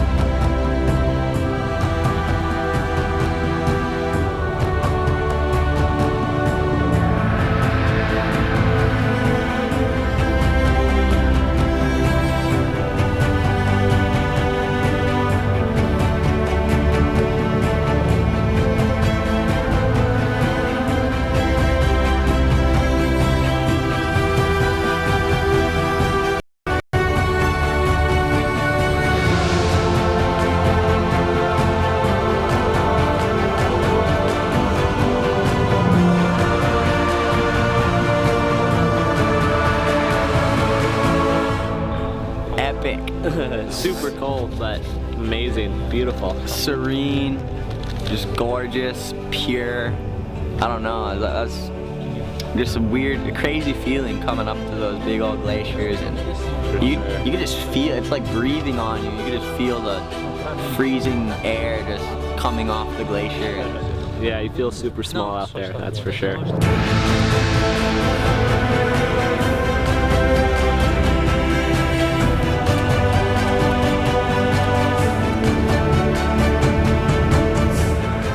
The journey here in itself was worth the whole trip. It goes from plane to bus to hiking to boat. You got to try every way of transport, and when you travel this far to go somewhere, you really feel the reward of what you get. And definitely I've been looking forward to this event for a long time, and all the expectations were met when I got here. Stand up World Series! Welcome to Patagonia!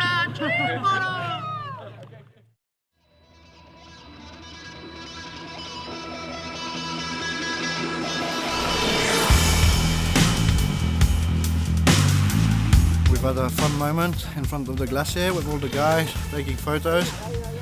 Right behind me now, the guys are going by with the kayaks. They're going to place the buoys. They're going to start the 20-kilometer race, and it's going to be interesting to see who's going to win, because it can be really anyone. The lake is more than 500 meters deep and surrounded by imposing rocky cliffs, a creation of the southern Patagonian icefield, as giant icebergs have broken off Great Glacier, adding to the dramatic landscape. And the World Series is provided with the most spectacular start line to kick off the 2013 season. It was nice, to be in the start together with my idol, with Kai, Lenny, Connor, and Zane, all those guys. But my feet went in the iceberg and I fell down in the water. It was really cold. I could not almost breathe. I was get air. Yeah, it went good.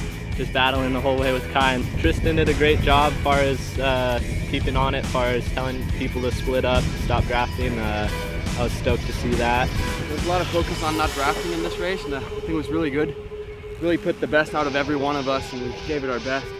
Yeah, man, it was awesome. It was a good race. We were stuck with the pack for the first half, and then the last half it was a race for myself and just trying to keep up as much as I could. The whole time I was paddling, me and him were battling, and I mean, when it's happening, you're like, gosh, just stop already. But at the same time, it's just so much fun. Got some little bumps, and then just battling the whole way with Kai, and then he just got a little bump and took off, and that was it. Just kind of waiting for him to get tired, and then he finally, slowed up just a bit, just enough for me to sprint up ahead and create a gap. And then once I had the gap, I just tried to not even slow down and rest, just to try to keep my pace.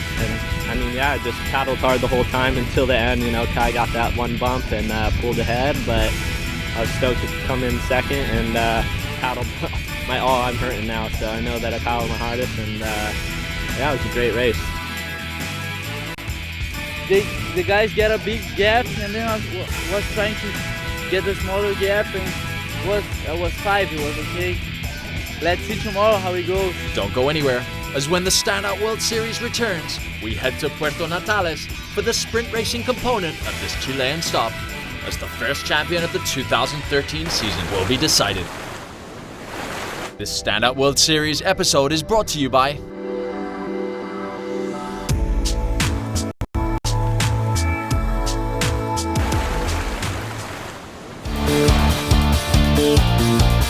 Standout World Series patrons provide a vital support mechanism for the continued growth and development of the sport and its World Championship Series.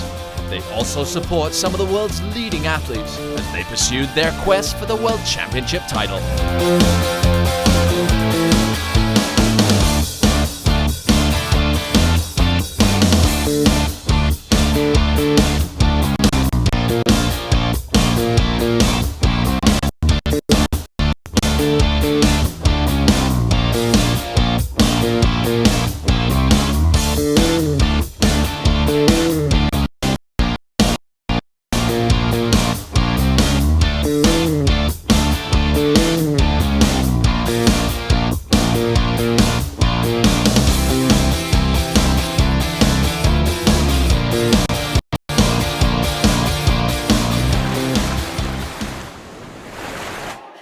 Welcome back to the first stop of the 2013 Stand-Up World Series. For our opening day, we saw our elite group of paddlers head up into the mountains in Patagonia to Lake Gray for the dramatic long-distance race. With Lenny taking the much-deserved win, the athletes headed back to Puerto Natales and the stunning Ramota Hotel, where they were treated to an amazing dinner and some local culture in the form of a young Chilean dance group. However, with one more day of racing to go, it was an early night for all, as the athletes had to prepare for the challenging World Series sprint course to be held right at the heart of Puerto Natales in front of our host, Bigfoot Adventures. 2012 went awesome. I mean, it was a huge learning experience. It was my first full year trying to go for racing. It was definitely a good experience because looking back on it now, I think it set me up for this year because for sure it's early in the season. I don't feel fully trained yet, but my experiences from last few races and last year kind of set me up as, super motivated to want to win.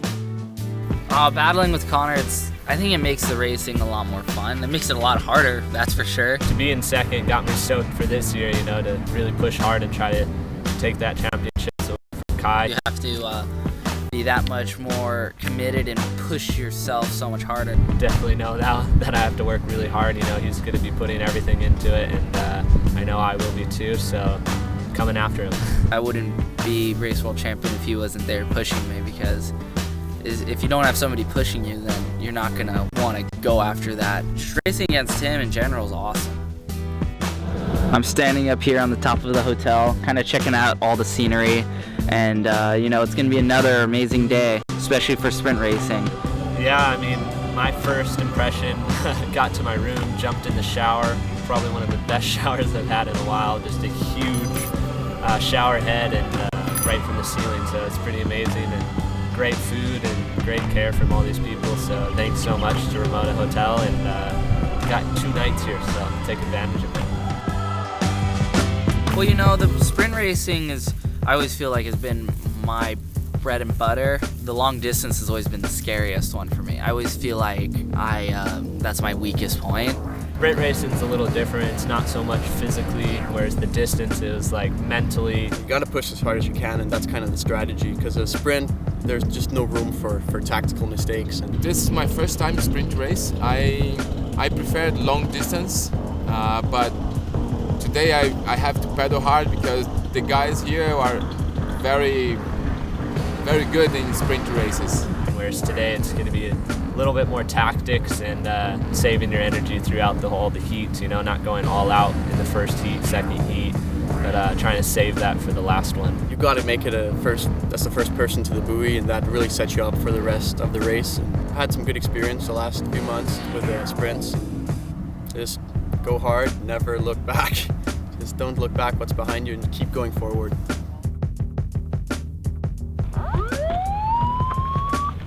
Oh, it was a nice course, it's a nice pattern, and good to warm up the first tee, It's kind of getting colder as the wind comes up and the clouds move in. As long as you can keep yourself loose, that's a good thing.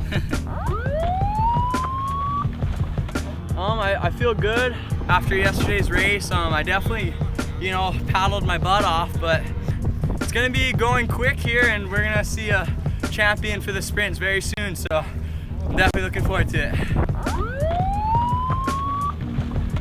What is good about it is that I put it in my bedroom, a paper where it's right. Try to be top 5 in this event, and it was exactly what I did.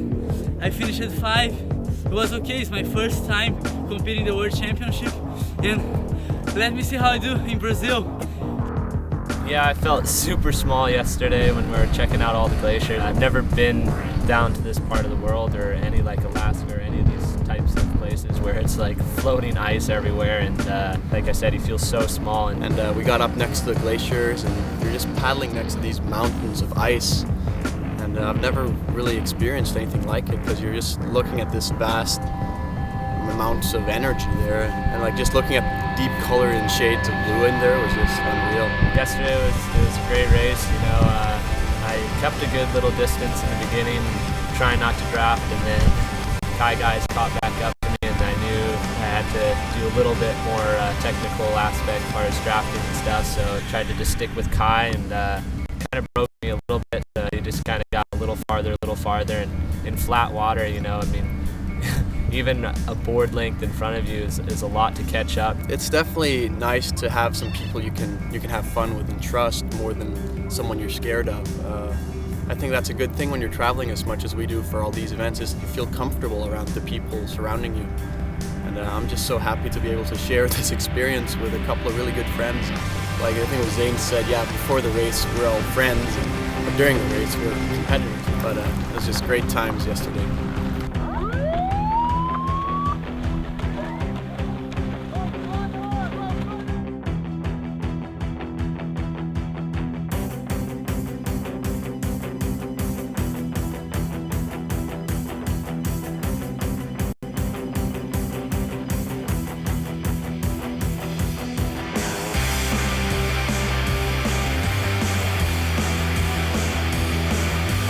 It was a good race for sure. I mean, the thing is with the sprint races, you have to get out as fast as you can in front. I didn't get my rhythm right away, and he had his rhythm, so he got up in front, and it's really hard to try to catch someone once they're in front because you nearly have to double your speed to get them.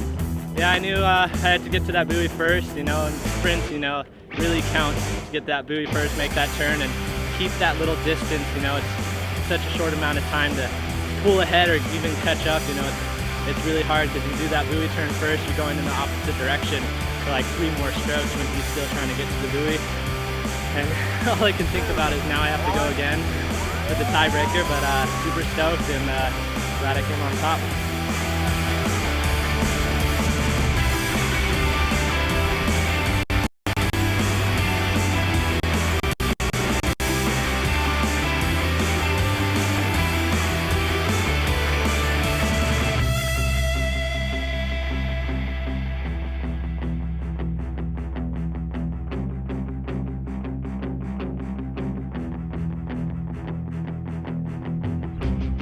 Oh, that was crazy. I was just thinking good start, and of course opposite happens. Get all a little wound up and lose my balance. Somehow caught him to the first buoy, got that inside and just held that, and then thought I had it pretty much in the bag, and then that last turn, you know, me being goofy and him regular, he had the advantage on that turn, got whipped in on the inside like I did on the first turn. No, it's just good racing. I mean, that's just good racing, basically. Paddle harder and finish this already, you know. I mean, me and him have been battling all year last year, and I know I wanted to get a good start this year, and I know we're tied for the tour, but apparently I'm $4 richer because of that, so definitely was worth it to paddle that hard. So welcome everyone to the conclusion of this beautiful Aragas Magallanes Paddle Challenge. So after one of the most intense tiebreakers ever seen on the World Series, that leave both Connor and Kai past the point of exhaustion, we see Connor Baxter walk away with a check for $9,000 US and a locally crafted event trophy, as the two rivals lead the ratings going into stop 2 in Brazil. Stay tuned as after the break, we head north and warm up in the tropical surroundings of Ubatuba, Brazil. This Standout World Series episode is brought to you by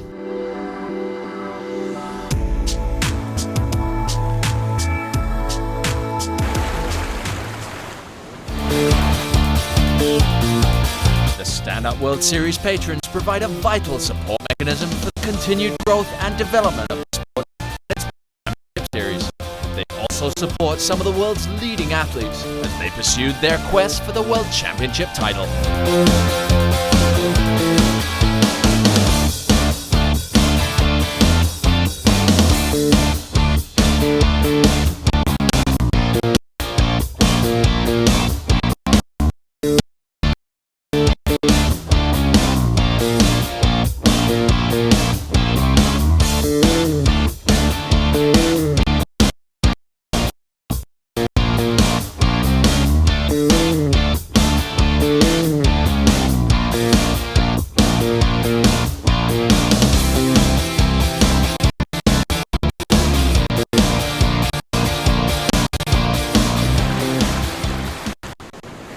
Aloha and welcome to day 1 of the Standout World Series here in Ubatuba, Brazil.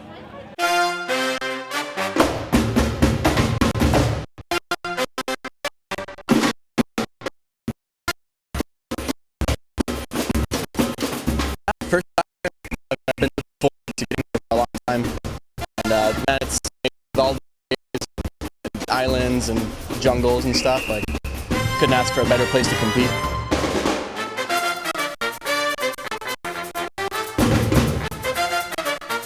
Feeling good. It's great to be racing here in Ubatuba. You know, last few years we've been just, you know, doing the surf part of things, but to change it up and to be able to race just adds another perspective on the spot. From the cold glaciers of Chile to the tropical backdrop here in Ubatuba, the year's first Grand Slam event combining racing and surfing is now underway.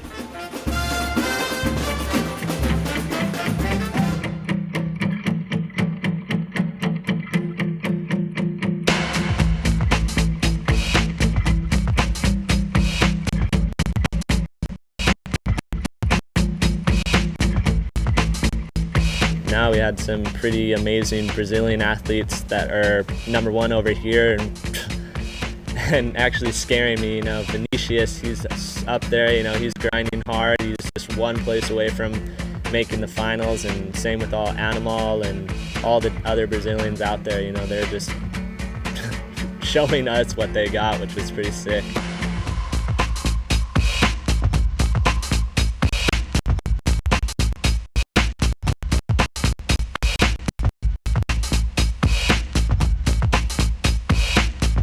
The whole day was, you know, awesome yesterday. This course was great. It was kind of cool racing pretty late because normally we race super early, and it was kind of cool, like the evening light and such. But no, it was a good course. I had fun for sure. It's great to see the enthusiasm the people of Brazil and of Ubatuba have here, because everyone's just so passionate about it, and you don't see that in a lot of places around the world. So to have that here is motivating. Yeah, the town was a great place for a race and a World Series event because, you know, there's so much passion with the people, the locals, and so many people turned out to, you know, cheer everyone on and just watch what was taking place. And there's a killer course race and distance race as well.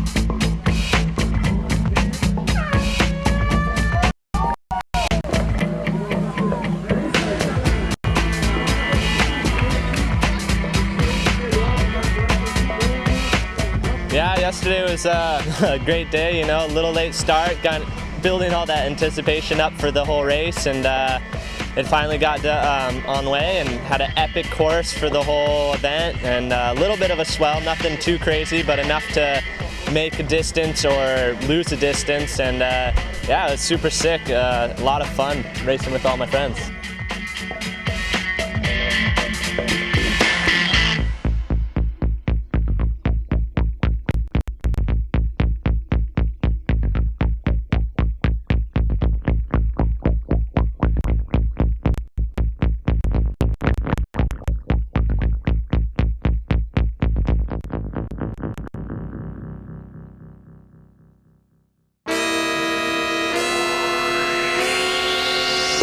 For the long distance, you know, I had a good, you know, showing in Patagonia, and that was a tough race. So to be here and be doing a shorter course definitely feels better. You can't really, you know, predict who's going to end up on where, just because each one of us could have, you know, their day. So I'm going to put it all, and, you know, hopefully I'll come out on top. Yeah,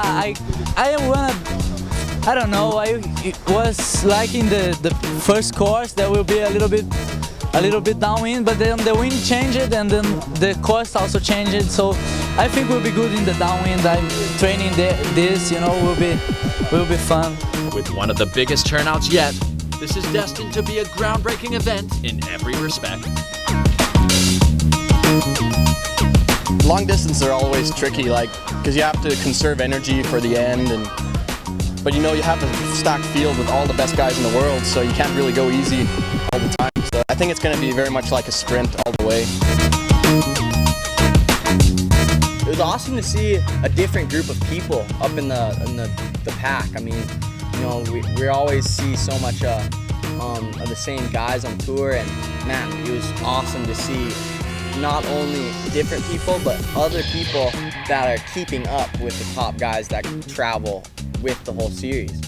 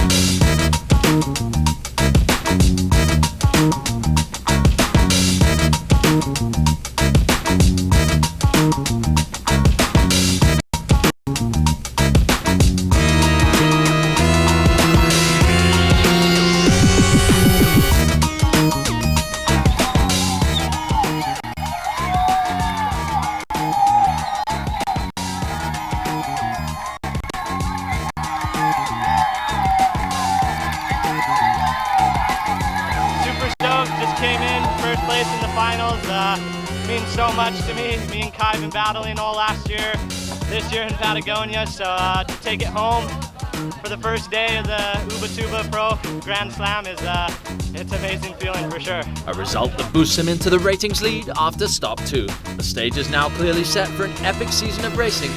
Make sure to stay tuned to watermanleague.com for the latest news and highlights from the Standout World Series.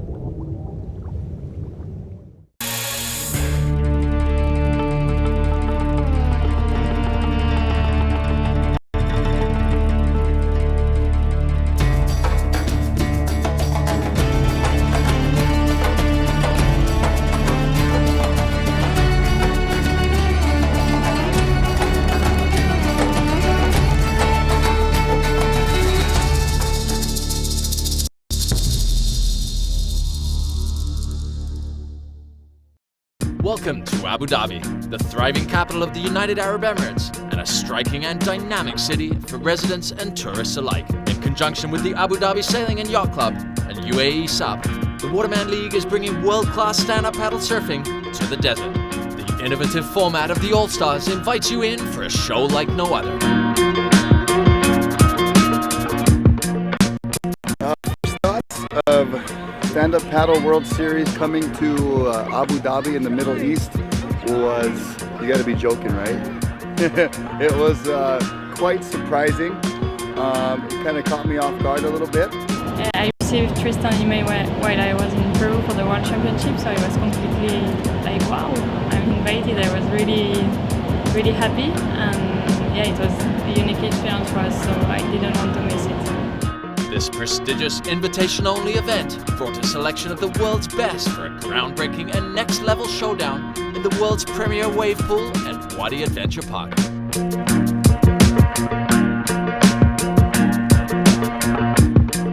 Initial impressions in the event in Abu Dhabi, well, of course I heard, Abu Dhabi wave pool. I heard about the wave pool already, so that was pretty exciting. Let's do it. I was super keen to get over here and try the wave pool, and I've heard so much about it.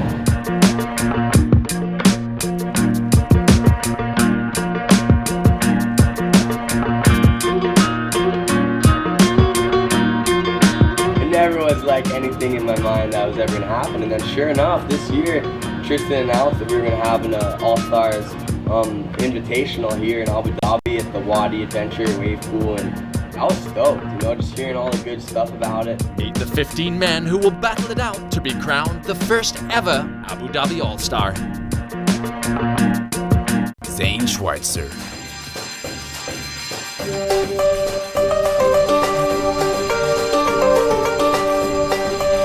Cody Kerbox,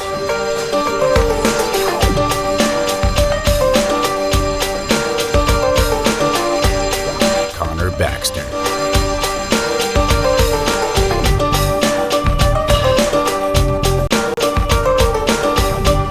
Janela.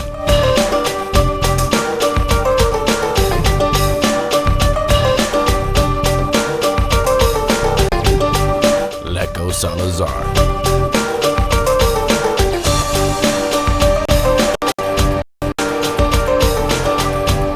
Kyle Vaz.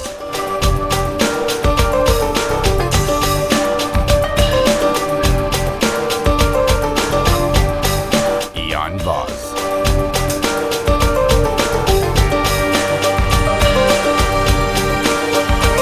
Fernando Stala.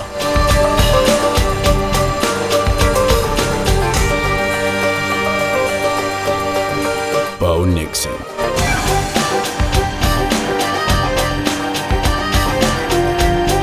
Jamie Mitchell.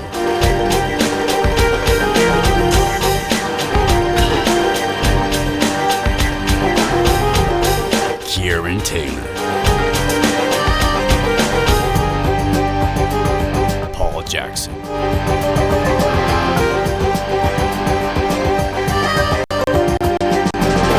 Daniel Hughes.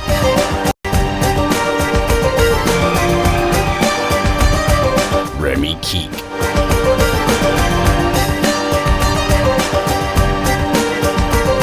Benoit Carpentier.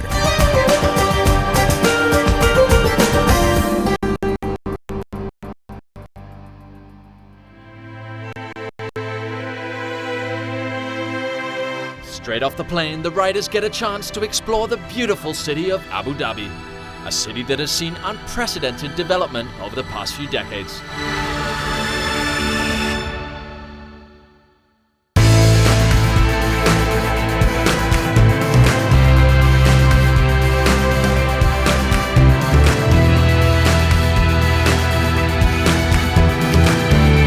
As natural resources have allowed Abu Dhabi to develop as a tourism destination, hosting world-class sporting events from Formula One to golf, and from sailing to now stand-up paddling.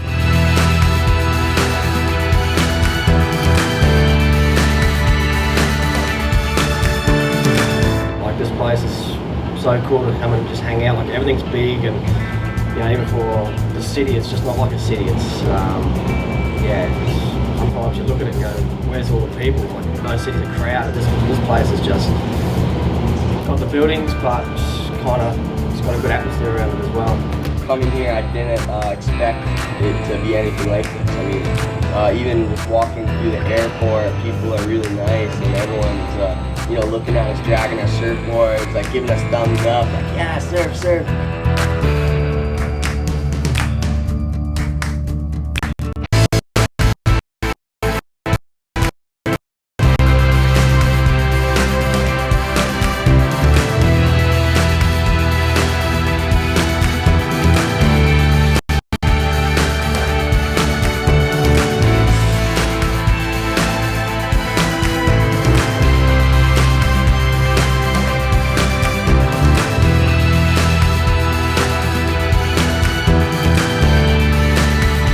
Any exploration of Abu Dhabi would not be complete without visiting the world's biggest and most impressive mosque.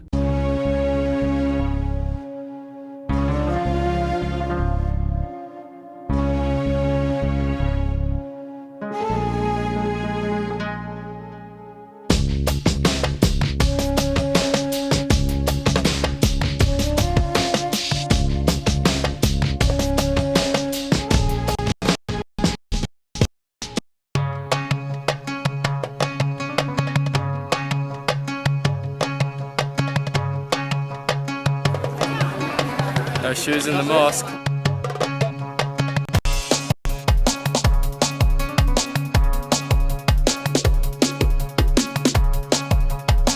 Alright, so we are here on behalf of the Stand-Up World Tour in the Waterman League, and we're in Abu Dhabi, and we are in the Sheikh Zayed Grand Mosque, and this place is just overwhelming. It's sensory overload, such beautiful architecture.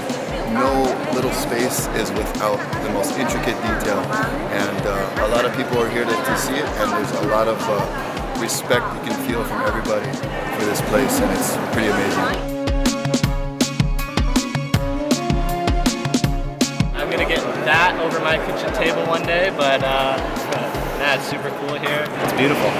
Well, they have this big star-shaped things, and they're clocks. They have like different times, and it's all the different praying times. First one is like 4:50, second is like 7 something, and it goes on all day. So every now and then, everything stops, the sound starts, and everyone drops their knees and start praying.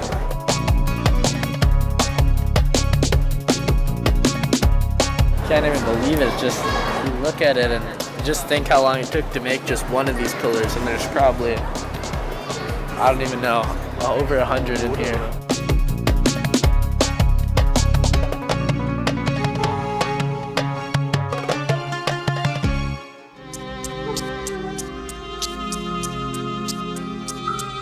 Firstly, I'm very honored to be here on behalf of the Waterman League and all the athletes. It's a great honor to be here. It's a great honor to be the first ones to bring an international competition of this kind here. Join us after the break as we take you from the Formula One track at Yas Marina to the Wadi Adventure Park for the Waterman League's Abu Dhabi All-Stars.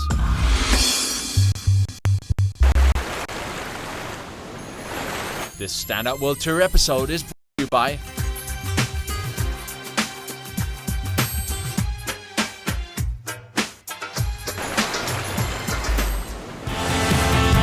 Stand Up World Tour patrons provide a vital support mechanism for the continued growth and development of the sport and its World Championship Tour. They also support some of the world's leading athletes as they pursued their quest for the World Championship title.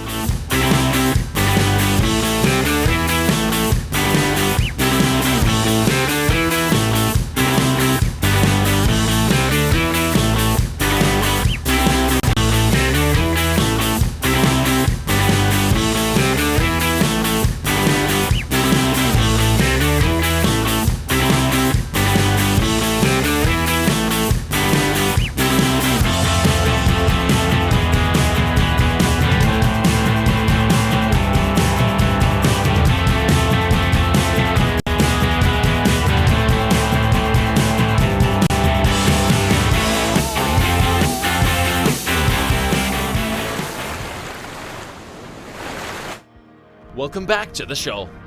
A selection of the world's most well-rounded stand-up paddle athletes have converged on Abu Dhabi to compete across 2 disciplines in this Rocky Canon: surfing at Wadi Adventure and racing in front of the city of Abu Dhabi.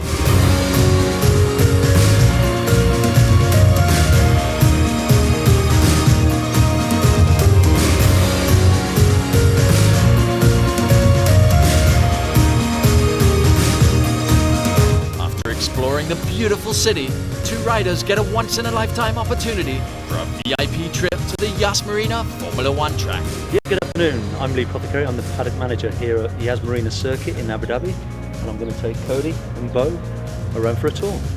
We are at Yas Marina circuit, just getting a little tour around and seeing what this place has to offer.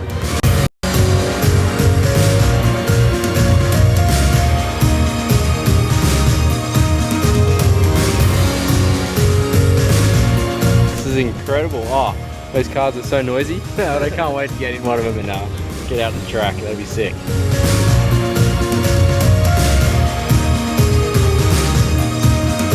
I don't drive fast at all. I drive a van and it doesn't get up to speeds of 250 kilometers an hour. I think the highest it goes is like 160 on the odometer, but I haven't gone that fast. So it's going to be so much fun. Like looking at these cars, they're so sick.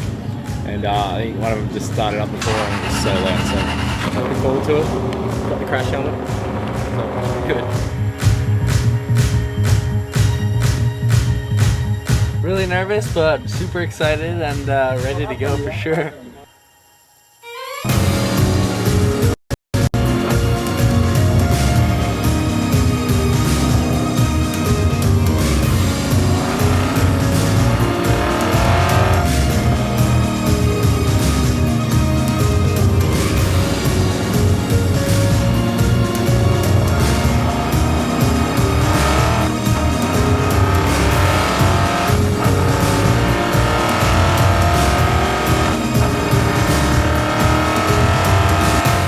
There in an Aston Martin, that's just a dream come true. Like you go so fast and it's so cool.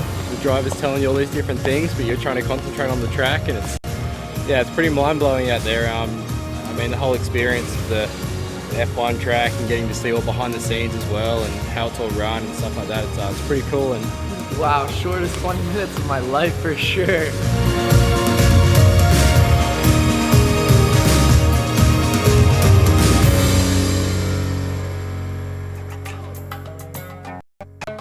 Now that all the competitors are done playing tourist, it's time to head over to Al Ain, famous as the royal resident outside of Abu Dhabi, but also home to the wave pool at Wadi Adventure Park. driving in a bus to the desert, looking for a wave pool. I heard there's one out here. Maybe it's just a mirage.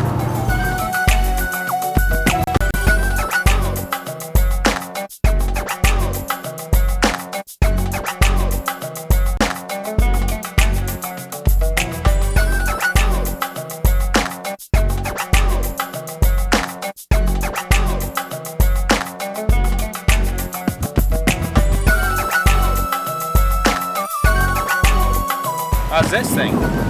We just ran here through the desert. Pretty sure it's a mirage still. But we're gonna try luck. Might not be a mirage. Probably is though.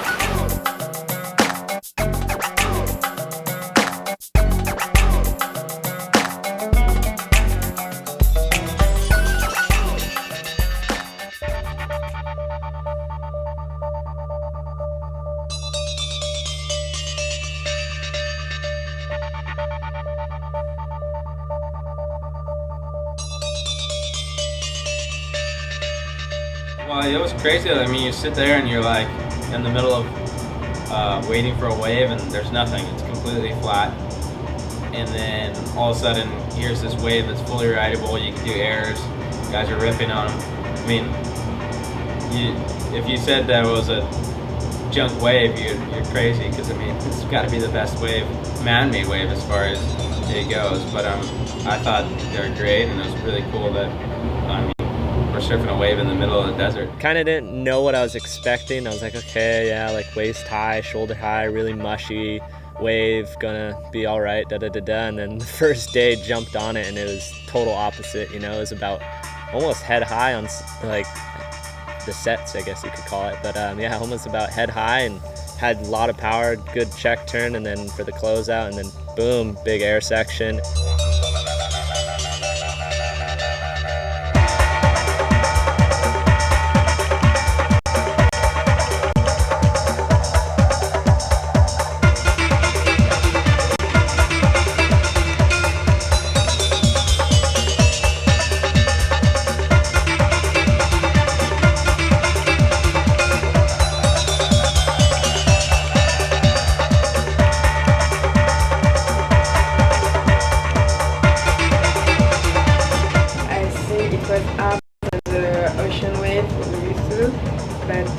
Yeah, you have to adapt for sure, like for all the waves.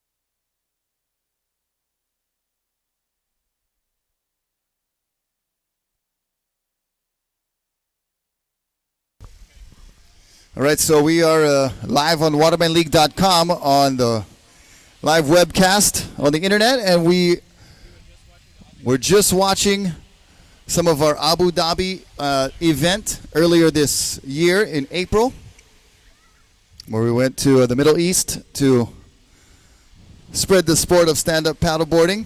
Thank you.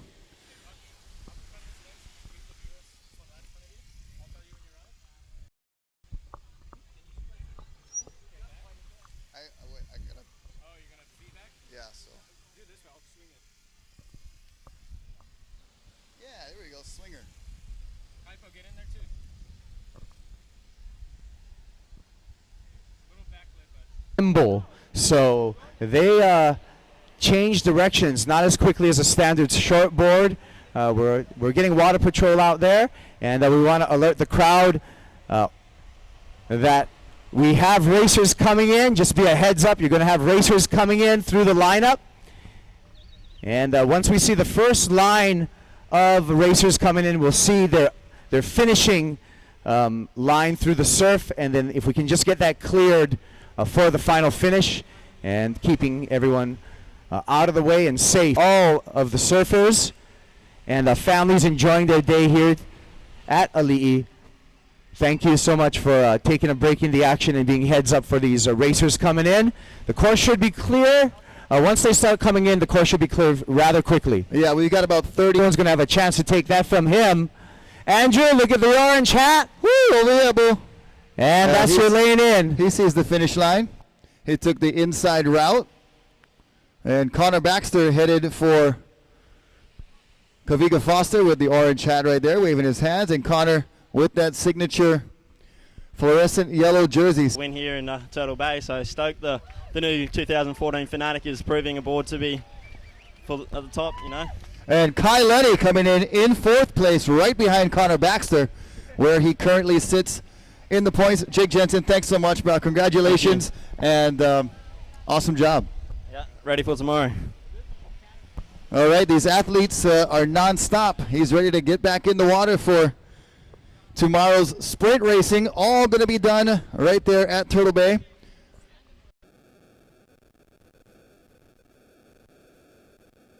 All right, again, look, aim at the orange hat. That's going to be your lane in.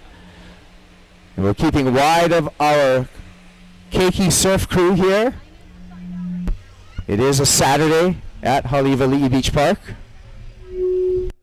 And we got feedback. Small kind. Small kind. Some positive, some negative feedback. It always goes. We'll have a few more minutes of a steady stream of paddlers, and then, well, this race will be in the books. Event number 10, long distance from Turtle Bay Resort to here at Haleiwa Ali'i Beach Park. The better part of 8 miles with not too much trade wind activity, but a little bit of swell to ride, so.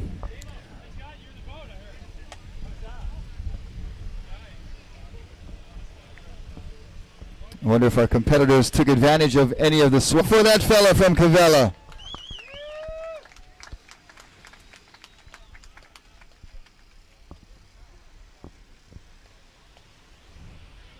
And now looking out towards Puena Point, I see another group there of the stand-up paddleboarders that are still coming around the corner. Once again, thank you to everybody here at Ali'i Beach for all the way to Dukan Moku Beach. That's tomorrow, but today we're going to see if Ed Wheeler can negotiate his catamaran on the way in here. Look at that skiing! Oh! Skiing, but he only get one downhill, bruh. All right. Maybe, yeah. Oh! That is pretty neat looking. Somebody should get a picture of that. It doesn't look easy, though. All right. Good job, Ed Wheeler. Finishing up. Big Ed with his stand-a-maran. Stand-a-Miranda. One of the Miranda should take up that sport and be like super good at it, and then that'll be the call right there. The stand-a-Miranda. All right, looks like we got our first female finisher right through here, Mariko. All right. Mariko Strickland from Kauai with a nice finish there. All right, so first place for the Wahoo. Mariko Strickland. And looks like she had quite a lead for that finish. Of course, we do have On the Beach electing not to participate in this event and just enjoying as a spectator. Your Stand-Up World Series champion, Annabelle Anderson, was able to wrap it up in 8 events. She did not paddle at Huntington either, so that shows you what kind of dominance she displayed this 2013 Stand-Up World Series season. And that certainly is some dominance right there, being able to sit out 2 events and still win the championships. So she's enjoying it as a spectator. How's the grill, Auntie? Still intact? Okay. How many more finishers do we have? Anyone have an idea?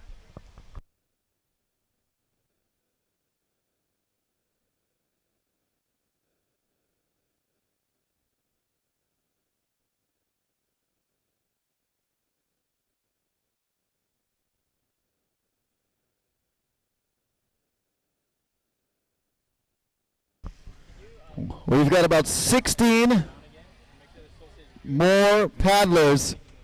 16 more paddlers to come through. Attention through the surf. We have another wahine coming through. I think that's a wahine. I hope it is.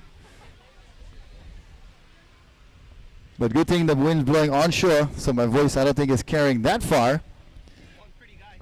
But I would rather make that mistake than mistaking a guy for a girl for a guy. That's worse. So with the pink hat, I'm going out on a limb and saying it's a wahine. All right, you finish.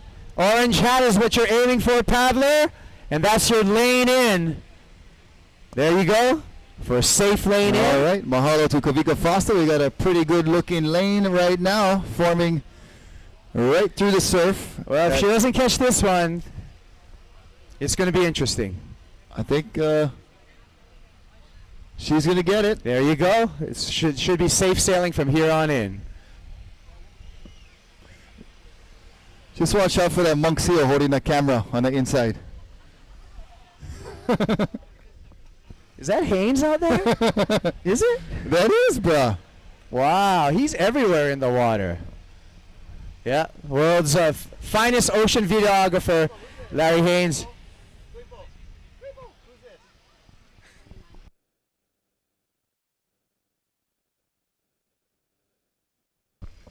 All right, our second place wahine finisher. That's Angela Jackson, of course. Out of Australia, nice finish for Angela. Awesome job. And the second place finish.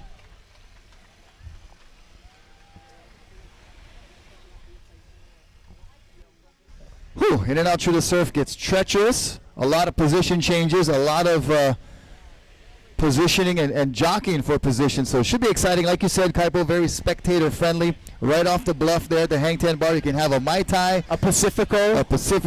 Watch these guys race their hearts out at the last event of the Stand-Up Paddle World Series for 2013. We had 10 events. We went to Chile. We went to Germany. We went to France. We went to Brazil. We went to Abu Dhabi in the Middle East. Abu Dhabi. We went to Chicago, San Francisco, Huntington Beach.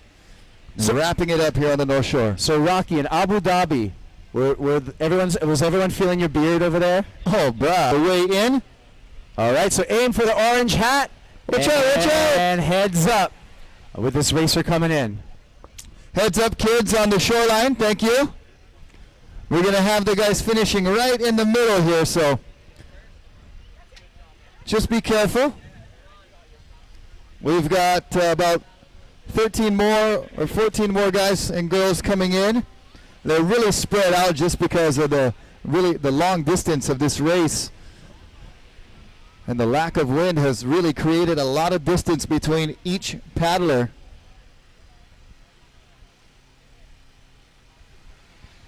Oh, the Haliva boys in effect over here.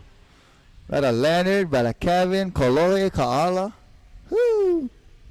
Who's this? Who's this girl? Tristan, who's this girl? This is from France.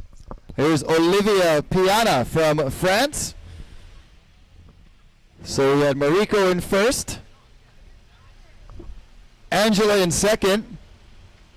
Wait, we're going to get a positive ID here. Just want to make sure we get the right names. Is that her?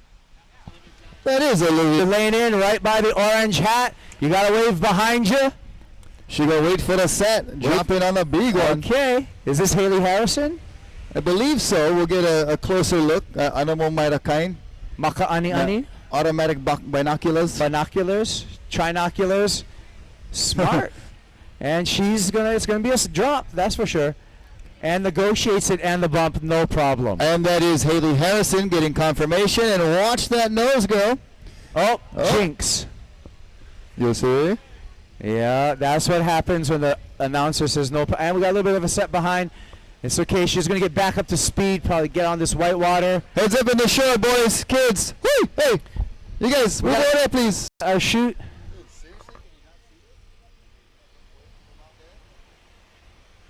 Again, mahalo to Kavika Foster and for the assistance to keep our water safe, and also mahalo to the Haleiwa Ali'i Beach Park surfing community here for lending us this finish line here.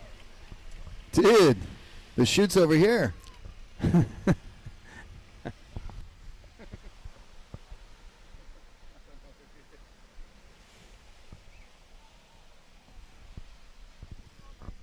Lots of Groms practicing. With this paddler coming through, we'll move you guys to the right, please, on the shoreline. Move over to the right towards. Thank you very much. The lifeguard tower. Thank you. Thank you very much. And a steady finish here. Look at that double up action. Oh, he said no, thank you.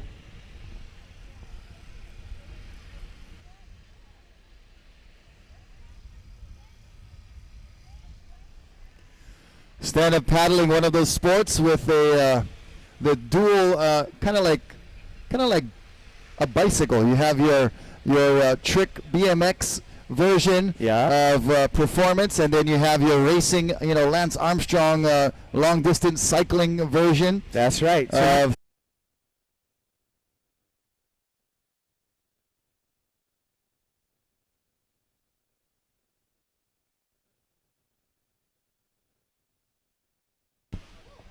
All right, so nice finish right through the hoop to get your time. And if we can get a board grabber there. All right. All right, that's one of our German paddlers right there. Grueling finish, great race.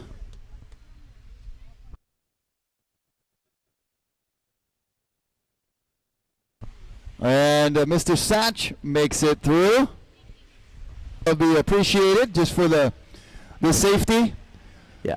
And just to make it clear, it's just between the two black flags. If you don't know the terminology of shoot, the two black flags, we want to keep that area clear. I know shoots. And like, where are you guys going to finish? See, now look. Now the kids listen because they talk. What are you talking about shoots all the time? Shoots. Shoots. Keep clear of the shoots. Oh, the black flags. The black flags. Just don't. Yeah, thank you. Thank you very much. Mahalo. All right. Now we got a nice clear finish line for a great more paddlers. Heads up, guys. We got a finisher coming through. Outside of the black flags for the moment would be appreciated. There we go. And trying to get that board to turn towards the finish line, and that thing just keeps riding in a straight line sideways, so she had to bail off and try to renegotiate her direction. Experience. And we got another finisher right here on his Sandwich Isle Composite F16 unlimited ruddered board.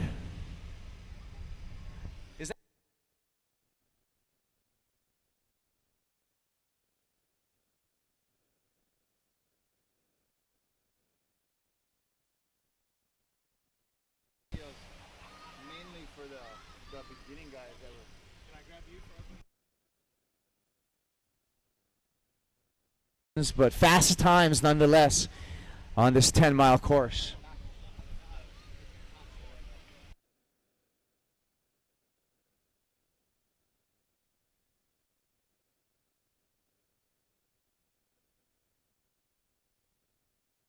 Again, Turtle Bay, the sponsor for the Stand Up World Series Finals. We're going to have a DJ there at the pool bar, 5:30. We got one girl and one guy out. So at 5:30, we're going to have a DJ there with $5 draft Pacificos. And tomorrow, we're going to have the in and out of the sprint races right there at Kuilima Point, right next to the pool bar. And that should be really user-friendly, viewer-friendly. It'll be a good time. It'll be exciting.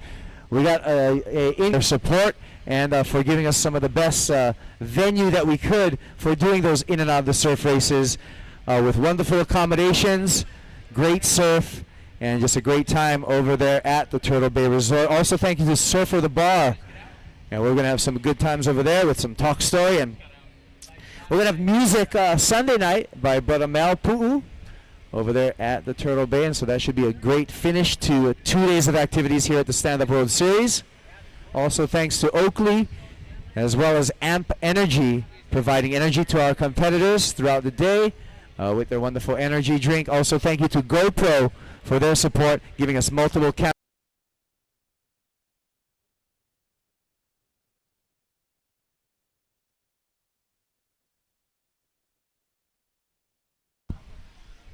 All right, so here's our last two finishers coming up.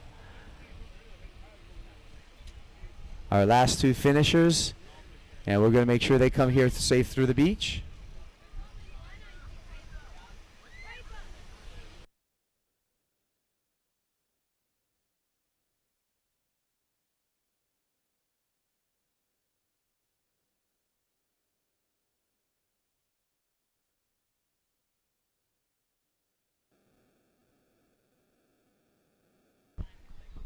All right, so that is the conclusion, at least for now, of the stand-up paddle long-distance race from Ali'i Beach. From Turtle Bay Resort to Ali'i Beach. This is the stand-up paddle World Finals.